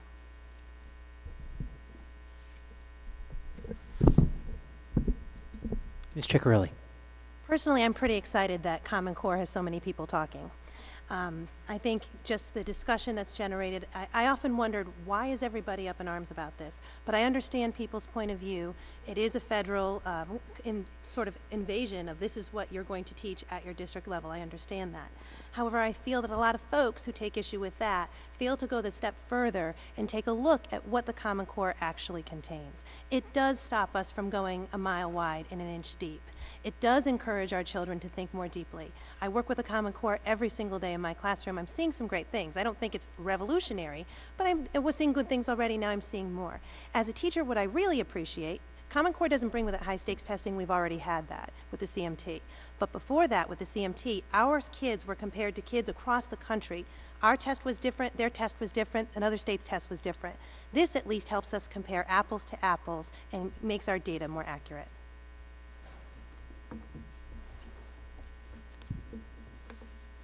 Ms. Anderson. What I would tell parents is that Common Core is clear goals with consistent, strong benchmarks for student achievement that will allow our children to learn the same lessons as those across the nation and globally. It will focus first on skills in English and math that each child must achieve to get ahead to the next level. We here in North Haven are designing our own curriculum around Common Core, and our teachers are going to continue to be able to teach life lessons and creativity to our students. The Board of Ed, in fact, with all of the controversy and questions we're having with the superintendent, the board is going to be putting a presentation together to parents in the near future to tell them what to expect from the Common Core, what it is, and how we're addressing it here in North Haven. Thank you. Mr. Bogan. Common Core is a recent concept that has been proposed for school systems throughout the country. The goal of the Common Core is to unify education so that students across the country are all on the same page. Curriculum would be standardized for every school and every town. If you recall, when Randy did a presentation last fall at one of our board meetings, she gave a 3-minute video on how the Common Core can benefit the children across the country and across the globe. With any change issued by the state or government, there's a sense of unknown, and it may be too early to predict how things will change the landscape of education. But please be patient. I feel that providing a level playing field for all children across the country would remove any anxiety of not being able to compete at the college and the university level, and would be able to compete globally. Thank you. Ms. Logan. Yes. I would like to encourage parents to access a website titled www.corestandards.org, which is a guide that assists parents and teachers in understanding the Common Core. It gives a mission statement. Parents can actually read the English language arts and math standards by grade level. There's a section in the resources part that I found very informative, and that's a link to myths and facts and frequently asked questions. There's an article that you can find on the website that's published by NEA Today, and it's titled 10 Things You Should Know About Common Core. It speaks to the benefits of the Common Core by ending drill and kill practices, for example. There's 9 others. It's my belief that it is imperative that the board, staff, and parents work together during this difficult and challenging time as we all adjust to the new ways of teaching and learning. Thank you, everyone, for those answers. We'll now turn to question number 7 that was given to you. And Mr. Kersner, this will be directed to you first. Thank you. Question number 7 reads, how do you view the importance of music, art, and physical education to a child's development? And how is your view reflected in your approach to the education budget? Thank you. Mr. Kersner. I think music, art, and physical education is a major part of child's development. As a child, I took piano lessons and played the trombone in the school band. Playing a musical instrument teaches patience, calms the mind, and also supports cognitive development. Art is extremely important to help students express themselves and to develop the creative side of their brain. Physical education, the sports program in North Haven, is a great way for students to develop team building, self-esteem, strength, and concentration. North Haven school system has a wonderful music, art, and physical education program and assists any child who shows interest in it. When I think of budgets, I always keep parity in mind, but I also have to weigh this with other areas of education. I think students need music, art, and physical education, and there's more to student development than just in the classroom. Thank you. Mr. Adeli. I'm a strong supporter. Thank you. I'm a strong supporter of these activities, these non-academic, or in some cases academic activities. They build social skills, they build leadership skills, they build interactive skills among our students, and some of them actually use those skills to go towards a professional career. So I strongly support these programs. Regarding the budget approach, with limited budgets and things of that nature, we have to be realistic and creative in the way we support these programs. Make sure that we continue to support them as best we can, but also think outside the box. I'm a big outside the box thinker. So regarding funding, are there foundations out there? There's a lot of foundations and grants out there that we can basically go after, that support music, that support arts, that support physical education. I mean, the First Lady of the United States, she has a big initiative on physical education for kids. There are grants out there that support things like that. So how can we go after those free dollars so that we can continue to support these strong programs at our schools? But I'm a big supporter of those activities. Thank you. Ms. Peterson. Just as academics play a significant part in a child's education, so should music, art, physical education, and any other special interest contributing to the development of our students. One of the responsibilities of the Board of Ed is to foster the varied interests of all of our students, but of course financial limitations often get in the way. Christine Carling works very hard to save us money while also finding us money through various state and federal grants. As the budget season approaches, it will be crucial for the Board of Ed to look at ways we are spending our money and be sure we are spending in the most efficient ways possible. We will look to equally benefit all of our students while also supporting all aspects of their development and their education. Once again, we will have many large ticket items in our budget this upcoming year, such as transportation, special education, technology, just to name a few. If we had an unlimited amount of funds, we would get the best of everything there is to offer our students and teachers, but of course that is not the case. Everything will have to be considered and priorities will have to be established if our next educational budget is to be operational to its fullest extent. Thank you. Mr. Capola. As someone looking to get onto the board, I have yet had to approach the education budget. I've obtained copies of the budget, but I feel it would be necessary to view individual transaction detail in order to get a better feel for where and how the budget is spent. That said, I believe that through exposure to not only content, but music, art, and physical education, children develop an appreciation for the expression of others and often a way to express themselves. They learn the value of teamwork, discipline, and find themselves by identifying the things they enjoy, may be naturally good at, and are willing to work hard to be better at. I do not see music, art, and athletics as something to be sacrificed or to be used as bargaining tools. The day I entertain such a cut will be the day I've exhausted all other options, and increased taxes is not one of them. Ms. Francis Kidd. Music, art, and physical education are all important to a child's development. We want our children to be well-rounded. Children need exposure to not only the core academics, but these areas as well from early on in their school career. We are not teaching to the whole child if we only teach the academics. We must also address their social, emotional, and physical well-being. Music, art, and physical education allow for the creativity a child possesses to shine through. Actually, each of these areas can also be another way to teach math, science, history, or language arts, only through another venue. All children, through their educational experiences, should have the opportunity to explore a number of different areas to find his or her area of talent. All of these diverse talents are important in our global society. When budget time comes around, these are areas I feel we cannot shortchange. They have an important place in the curricula we offer.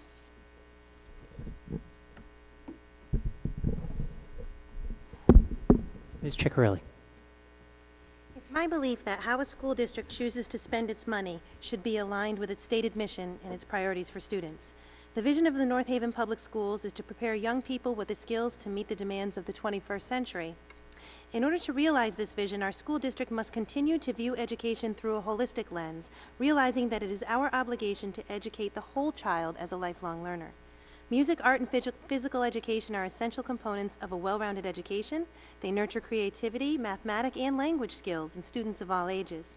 These subject areas, to me, are non-elective. In other words, they're non-negotiable components of a high-quality education that ultimately contribute to a high quality of life in adulthood. As a Board of Education member, I would advocate for these subject areas to be treated as equally essential as mathematics and language arts learning, and I would also advocate for each school to retain full-time special area teachers, including instrumental music teachers, in order that they may continue to provide the highest quality experience for our children at an exemplary level. Ms. Anderson. As others have said, music, art, and physical education are a major part of a child and a young adult's physical and intellectual development. All teach cognitive skills, creativity, reasoning, critical thinking, and self-confidence. When I look at our budget, I weigh music, art, physical education, and social services with other classes and services that we offer to our students. I do not look at these as extras or specials, but classes that must be in a well-rounded curriculum in order to make well-rounded young adults and students. Thank you. Mr. Bogan. I believe that music, art, and physical education are an important part of a child's education. Our goal is to produce well-rounded individuals as graduates from the North Haven school system. Each of these disciplines contribute to the child's exposure to studies that will enhance their daily lives and enjoyment of knowledge areas that will be useful during one's lifetime. Being the chair of the Finance Committee on the board, I'm going to continue to make sure that all of these departments will be funded in the budget and will not be singled out as the first ones to be cut should cuts be necessary. Thank you. Ms. Logan. Yes, I think we all understand that North Haven has a strong, high-quality arts program. And we see this once a year when we go to Art Beat in May. We see both the performing arts, the drumming, the singing, as well as the sculptures, the paintings. We know that through literature and research that the arts provide opportunities for self-expression and independence. And I think really parents, residents, and Board of Ed members have to ask two questions. What can we afford? But in the same breath, can we really afford not to provide students experiences in the arts? Mr. Abate. In a world where leisure activities have shifted toward being in front of some sort of screen, I place the importance of music, art, and physical education as unmeasurable. Today, I find our conversations are in print. Texting and email has taken over for call me and we'll talk about it. The social skills these programs provide is too valuable not to have in a technology-based society. Our environment has created a world of caution, which in turn has impacted how our children spend their free time. Children no longer leave for the day at sunrise and return when the street lamps turn on. The physical activities such as going to the playground, building tree forts, or playing stickball all day have been replaced with PlayStation and Xbox. In a time where golf, tennis, and other sports could be played on a television or large computer screen, now more than ever, we need physical education and the arts within our lives. Thank you, everyone, for those answers. I want to take a moment here to note we are down to our final two questions, and I've been told that despite our best efforts and really the wonderful cooperation of the candidates tonight with regards to time limits, and I want to thank you at this point for that, we may go over the 2-hour mark. As a result, apparently NHTV has a tape going or something, you can tell I'm really technology savvy, that is at a 2-hour limit. So at some point, I'm going to get a flag or we're going to be told that we have to take a 60-second break, possibly, to allow them to change the tape or flip the switch or whatever it might be. If that is in the middle of someone's presentation, I apologize in advance. That person will be given the full minute if they so choose to restart. We'll take 60 seconds whenever they tell us we can start again, and we'll go back to that person and answer. But we will finish tonight with everyone getting each of the questions. So we turn now to the question that's numbered 8 that was given to you. Mr. Adeli, this question will go to you first. Question 8 says, do you believe that enough is being done to keep our children safe in school? If not, what improvements or changes would you make and why? Thank you. Like I said earlier on, one of my major priorities is basically school security. And for me, school security is a non-negotiable issue. And so we must put in 110% effort to make sure that our kids are safe. This district currently has made several changes or improvements regarding school security this fall. Basically access, trying to restrict access, trying to create some kind of electronic access system, cameras. And I know that the chair is also working with First Selectman's office and also the police department on other measures. And so we're working hard to improve it. But we have to understand that it's not a one-size-fits-all solution. It's a basket of solutions. Some of the solutions include basically being proactive. So our teachers being proactive in the classroom to see if a kid is acting out of character. For kids to see if their friends are acting out of character. For parents to see if their kids are acting out of character. Let's be proactive and let's take different measures to make sure that our kids get the right attention and the right assistance that they need. So we're doing a good job, though more has to be done. Thank you. Ms. Peterson. The events that happened on December 14th shook all of us to the core, and being in our own backyard didn't make it any easier to take. Since that day, parents have to feel uncomfortable every single day they put their children on a bus and send them off to school to a place where they should be safe and where they should be nurtured. The North Haven Board of Education has been working with the police department to improve and increase the security in our schools, such as video cameras and walkie-talkies and swipe cards allowing only staff to enter main entrances of schools. Some people have talked about arming teachers and administrators, which I personally do not support. However, I am open to the discussion of a trained, armed person at each school. Not really sure how I'm going to go on that.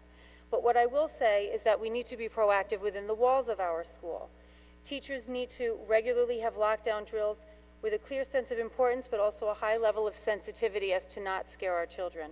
Adults in our schools must be consistently aware of safety procedures that have been adopted and actively involved in creating a safe and secure and nurturing environment for our students. Mr. Capola. I believe that the current Board of Education is making an honest effort to keep our children safe without creating a martial environment. I do not believe there exists a sum of money that we could spend that would protect our children with 100% certainty. And having 2 children in the system, that leaves me feeling vulnerable, but no more vulnerable than when they are leaving the house with me or without me, for that matter. I do think security measures do make sense, but I think they serve a different sort of purpose, and I'm glad the current Board of Education has taken action. If I were to try to make changes, I would seek measures to protect our school children from the inside out. I believe that our children deserve an environment in which to learn that is free from the disruption of behavioral issues and that include a lack of respect for others. I would be willing to vote for or support policy that seeks to protect the rights of those students who are willing and able to meet the basic expectations of student behavior and respect for others. Ms. Francis Kett. We have begun this important process in creating an environment that keeps our children safe. Involving our police force in addressing this important issue is a very important step in devising a plan for protecting our children while they are at school. A comprehensive report was presented to the district by the police after they walked through every school in town. Locking all doors during the day, cameras strategically located in every school, staff provided with key cards to enter a building, and the careful monitoring of who enters our school buildings are improvements over where we were before the school tragedy almost 1 year ago. A policeman or guard outside the building may be another suggestion for safety, since we know a threat can happen outside the doors of school just as much as within the building. And while I don't know every aspect of the new plan in place, I know that we need to continue to have this be our top priority to best protect our children.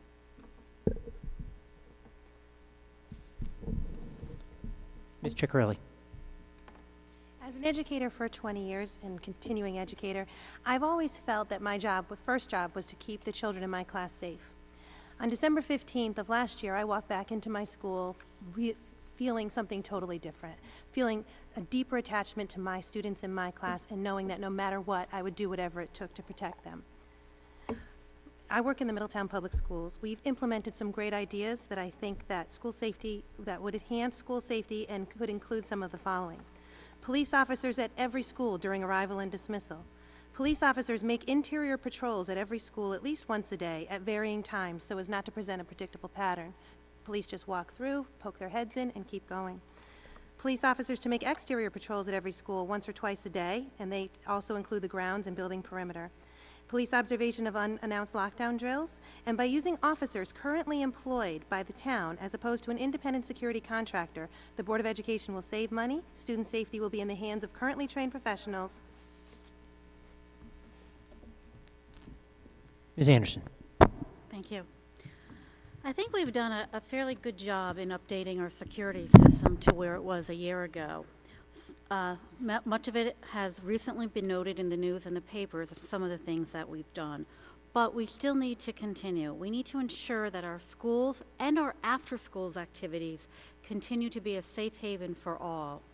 I've had discussions as recent as this week in a meeting with First Selectman Frieda, our Chief McLaughlin, Deputy Chief Mulhern, Police Commissioners, Dr. Crowlin, Dr. Cronin and Christine Carlin on other ways we can increase security in our schools. Collectively, everyone is in agreement to increase police presence in the elementary schools and the middle schools, both inside and outside. So we're having discussions now on how best to implement this plan. And as it moves forward, we'll be educating the public on what we need to do. We also need to continue to engage our teachers and administrators to be aware of the changes in our students' behaviors and mental health issues. Mr. Bogan. I am confident that we've initiated several new measures to ensure school safety to our students and our staff. As a board, as Anita just said, we're in constant review with security procedures, security experts, local town law enforcement. I believe that we must continue to investigate new ways and methods that will intensify our approach to keep students and schools safe. I believe that if we continue the awareness programs that work on smart and safe schools, such as the lockdowns, what to do, what happens, and if you see something, say something. We need to get the help to the people that need the help when we see there's an issue arising. We could always do more to ensure school safety. Safety starts at home, making your children aware of dangers and how to react to them. Thank you. Ms. Logan.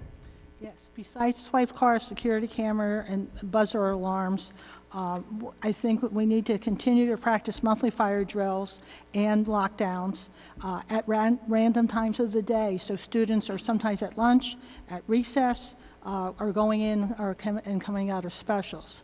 I would also hope that staff becomes familiar with the surrounding neighborhoods and have identified predetermined areas in which to bring students in an event of a lockdown when students would be outside and would not be safe to return back into the building. One common factor in all the acts of violence, it's been usually a student or former student. I really am committed to improving access to mental health, and I support the reinstatement of full-time social workers. Mr. Abate. I don't think there will ever be such a thing as too much security, but I also believe that North Haven Public Schools has taken appropriate measures and continues to take appropriate measures to keep our children safe. As a parent of 2 children in the system, I have never questioned their safety. Each school has procedures for visitors.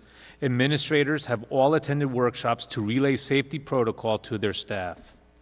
Emergency procedures are outlined and rehearsed in school for the day we all hope will never occur. As an educator teaching through the tragedies of Columbine, Sandy Hook, and most recently in Sparks, Nevada, safety for my colleagues and students is always first priority. We all must be observant and diligent with any issues or concerns regarding school safety. Needless to say, safety should be a priority in our schools. There are many precautions that could be implemented. Safety film on door windows, wireless panic buttons, and other products that may slow down a perpetrator. Mr. Kersner. When it comes to our students and teachers' safety, we can never do enough. The Board of Ed, as you heard, has done a lot at this point with the local law enforcement, Mike Frieda's office, to make sure we have the resources in place, and we're continuing to do that. I do not support armed teachers or administrators. I have a saying that I tell managers whom I trained over the years, you need to stay in your swimming lane. Teachers need to concentrate their time on teaching our students and continuing their own professional development and continually succeed and improve. If the citizens of North Haven want an armed presence at school, I support having armed police officers or special trained retired police officers on school property. If present, these officers need to be engaged in productive capacity to teach our kids about safety, bully prevention, and self-esteem.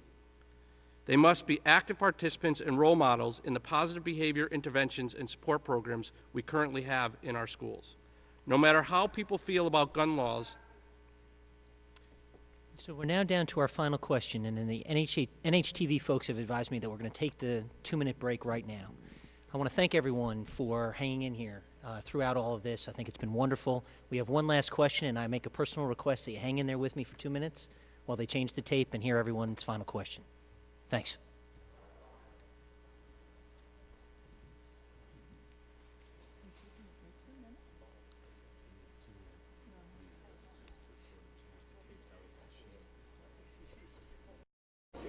it? No, I love it. It's very firm. It is. It's good. I said stop. Thank you.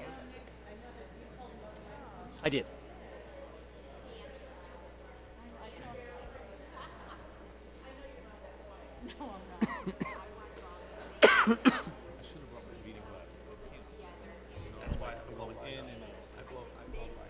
Yeah, I wear bifocals. really.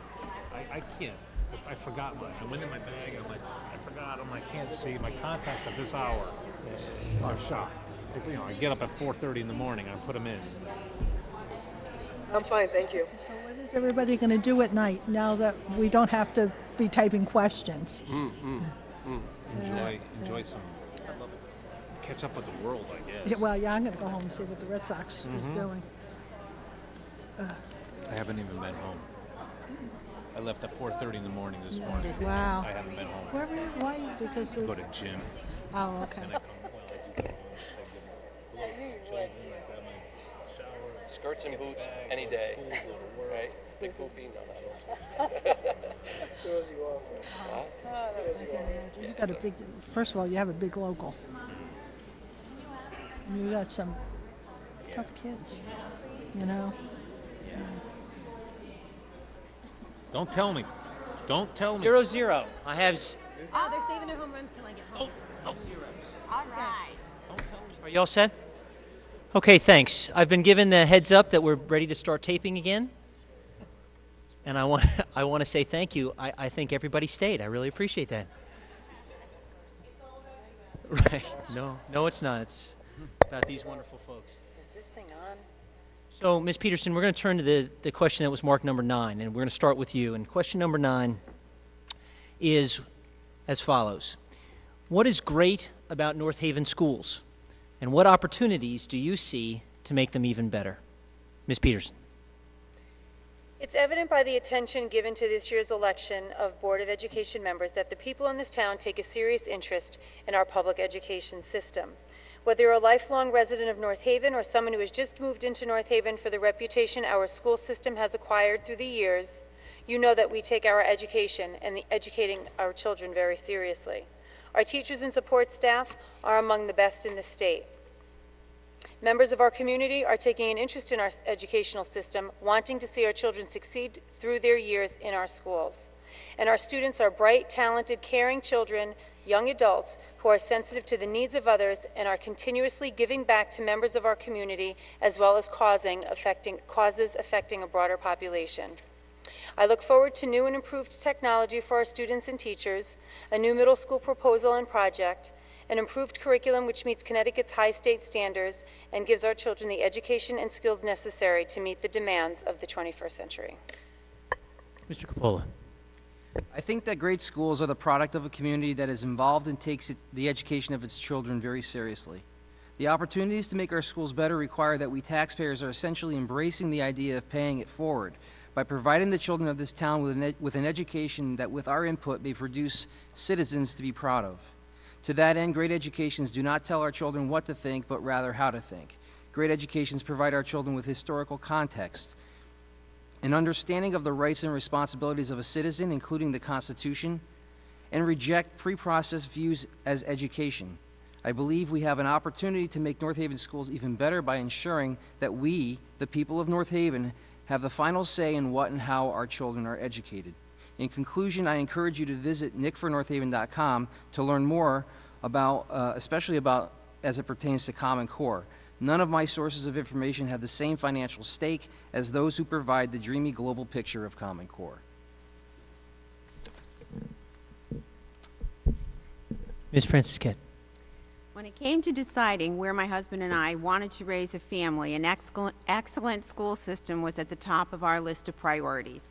Our 3 children all have successful careers, and much of that is owed to the North Haven school system.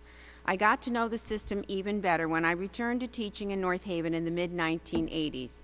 I worked with wonderful administration and taught with the best. As a grandparent, I am privy to the workings of 3 other school districts, 2 in Connecticut and 1 in Massachusetts. I want to take the best of the best and make sure it is incorporated into our system. I want the same opportunities my children had to continue to be available to all students in North Haven. As a board member, by being invited to enjoy the wonderful happenings in our schools enables me to see what our children are offered. Recognition of scholars, those in the arts, and athletes says so much about the capabilities of our students and the dedication of our teachers to help all students reach their potential. Continuing to hire dedicated teachers, providing strong curricula, and holding events that encourage parent involvement. Sorry. Ms. Ciccarelli. The North Haven Public Schools offer an incredible range of opportunities to students at every grade level. I'm particularly appreciative of the following: outstanding teachers who are dedicated, passionate, and experienced educators, PTAs that are active and dedicated to family-school partnerships, a high school that has a wide variety of learning opportunities, including several world languages, many AP classes, and a partnership with community agencies, an excellent athletic department, a choice for parents on their children's elementary education experience, a creative learning program that challenges, inspires, and motivates. These things are not present in every district. These are really special. And these are only a few. Opportunities for growth that I see. Our graduation rate was 95.4% in 2012, and in 2013, 24 students didn't graduate. I'd like to see these numbers improve. I'd like to see students that are at risk academically, mentally, and socially with more support, especially during middle school. And I'd like to see industrial arts brought back to the middle school level for children who may have an alternative plan for their future.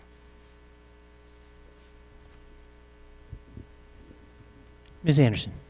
Is this better? Our children leave North Haven School District ready and prepared to meet life's challenges and rewards, whatever path they choose, whether it's education, travel, the trades. Our teachers and support staff have strong desires to teach and learn new methods to help all students achieve success. Our curriculum, although guided by state and federal mandates, allows for teaching to the individual child creativity, thinking skills, and problem solving, which will be used throughout a student's lifetime, and they're taught from kindergarten through graduation. We have a caring environment in our schools. Our teachers, support staff, administrators, and counselors truly care about the whole child. We need to look and evaluate at our technology program every year to ensure that we are offering students and teachers most current technology for them to learn and teach from. Our Board of Education is made up of a diverse group of hardworking volunteers who believe in education and the future of our children.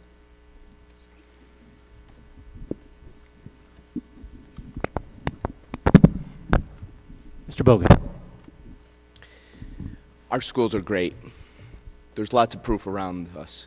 As an alumni of the school system and having children in the system itself, all you have to do is just look around. There's many successful individuals who've been educated in our school systems, made the choice to relocate, stay in the town, raise their children here, and educate them through our North Haven system. I don't believe they would have made that choice if they weren't confident that North Haven could do that job. In addition, we continue to attract young families into the town, and often the reason for selecting the home is because of our excellent school system. Can we do better? We most certainly can. I like to see our test scores rise, our curriculum be enhanced to provide classes for those who excel. Other school systems offer talented and gifted classes. We should do the same. Let's bring parity to this area. Making our school great should involve the input from the board, the parents, the staff, and of course the students. Together we can achieve the common goal of making North Haven school systems great. Ms. Logan. Yes, the North Haven District has many wonderful attributes. The district recruits and retains teachers that are multi-skilled and talented. We have a strong arts program. We provide a choice between the ID and the contemporary program on the elementary level. We have a PTA whose members are hardworking and dedicated. North Haven has a relatively new high school, and we will soon have a new middle school, whatever that form may take. But we always can continue to improve on what we're doing. I would support a clear articulation of the budget process and the priorities and garner support. I really think we need to take a look at how we serve our ELL population. We have one teacher who services 4 elementary schools and teaches approximately 34 students for a total of 1 hour each week, per week. And I think and I've been vocal and will continue to be vocal about the reduction of the full-time elementary school social workers. Mr. Abate. The opportunities that I see to make our schools better would be continued K-12 Common Core curriculum development to ensure a fully articulated K-12 program of study. We must remember that a strong school system has a direct relationship to the entire town, whether you have children enrolled in public school or not. Property values can be affected by the strength of a town's school system. With this being said, I would like to look into the implementation of additional supports for children who struggle, technology enhancement for communication, support of the curriculum, and an adequate budget to meet the needs of all students. This will enable us to provide a comprehensive and committed school system which will attract families to our town. Historically, North Haven schools have been great. We have wonderful students that are eager to learn, that are engaged in school activities. I believe this is a reflection on the family value community in which we live. Not all lessons are taught in school. Mr. Kersner. Carrie and I moved to North Haven in 2001. One of the major reasons why we chose to live in North Haven was the school system. The teachers and administrators are outstanding. There are teachers from other towns who want to come into our system to teach. We have a great reputation, and that reflects in our testing scores. I also am very impressed with the PTA involvement, and this evening's roundtable is a perfect example of that. I've seen a school come together to raise their voice to help bring about positive changes to their children. I see great opportunity to get better in the area of communication at all levels. We made some strides in this area, but communication is a two-way street. Teachers need to use the tools available for the online portal to communicate about homework assignments, and more parents need to be proactive, communicating with their teachers and getting involved with the PTA. Mr. Adeli. Thank you. Commitment is key to anything. And before my wife and I decided to move to North Haven, one of the things that we researched and discovered was a great system of education outside the safe environment and the good people of North Haven. And so one of the things that excites me is basically the commitment of the kids. The kids want to learn. Also the commitment of the teachers to the teachers want to teach. That's their primary mission each and every day as they step into the classroom. They want to make sure that our kids succeed. Also the commitment of the administrators too. Each and every day they're designing policies, implementing different programs and services to make sure that our kids succeed. And so for me, it's basically that commitment and that passion to education from these three important aspects of our school district. Another part of it is this Board of Education. The current diverse Board of Education has done an excellent job moving the district forward. And I hope that we can continue with this current diverse Board of Education as we encounter challenging issues regarding the Common Core security issues, the new middle school building, and other things that we're going to encounter in the next year. Thank you, everyone, for those answers. That was our final question of the evening, and I want to thank each and every one of you for your commitment to be here tonight, your willingness to participate and be a public servant for our town, and for your thoughtful responses to the questions that were submitted by the community. I want to thank the PTAs of each of the schools here in North Haven and the PTA Council. I think the folks that volunteer their time for that are just the best. And I think that the work that they did tonight was absolutely spectacular. I hope that you will give feedback to them. I hope you will say thank you to them and join their ranks at the PTAs.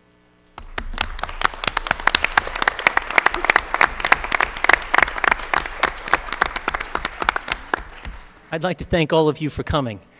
It's wonderful to have some folks that we could have here, all the candidates speak, and I want to thank everyone on NHTV that watched this evening. This was our first time at this, and of course there are things that we can do better, we can do differently.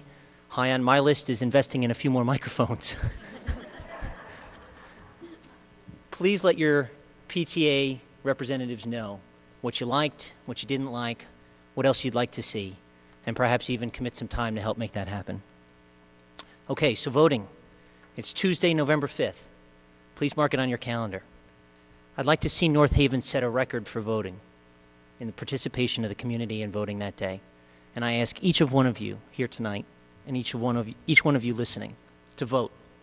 If you have any questions about it, if you have any concerns about it, if you're not quite sure where you're supposed to go, remember, we pay the salaries with our tax money of a whole bunch of people that work for the town. ask them. The registrars of voters are the people that will probably know the most and be able to help you the most. Please vote. I'll end with this. I found a quote attributed to Franklin Delano Roosevelt. He said that democracy cannot succeed unless those who express their choice are prepared to choose wisely. The real safeguard of democracy, therefore, is education. I think that's wonderfully said. I want to thank the candidates for educating us tonight about your positions and thoughts. I want to thank everyone for watching and attending. And this concludes our roundtable. I hope you all have a safe drive home and a wonderful evening. Thank you. Good luck.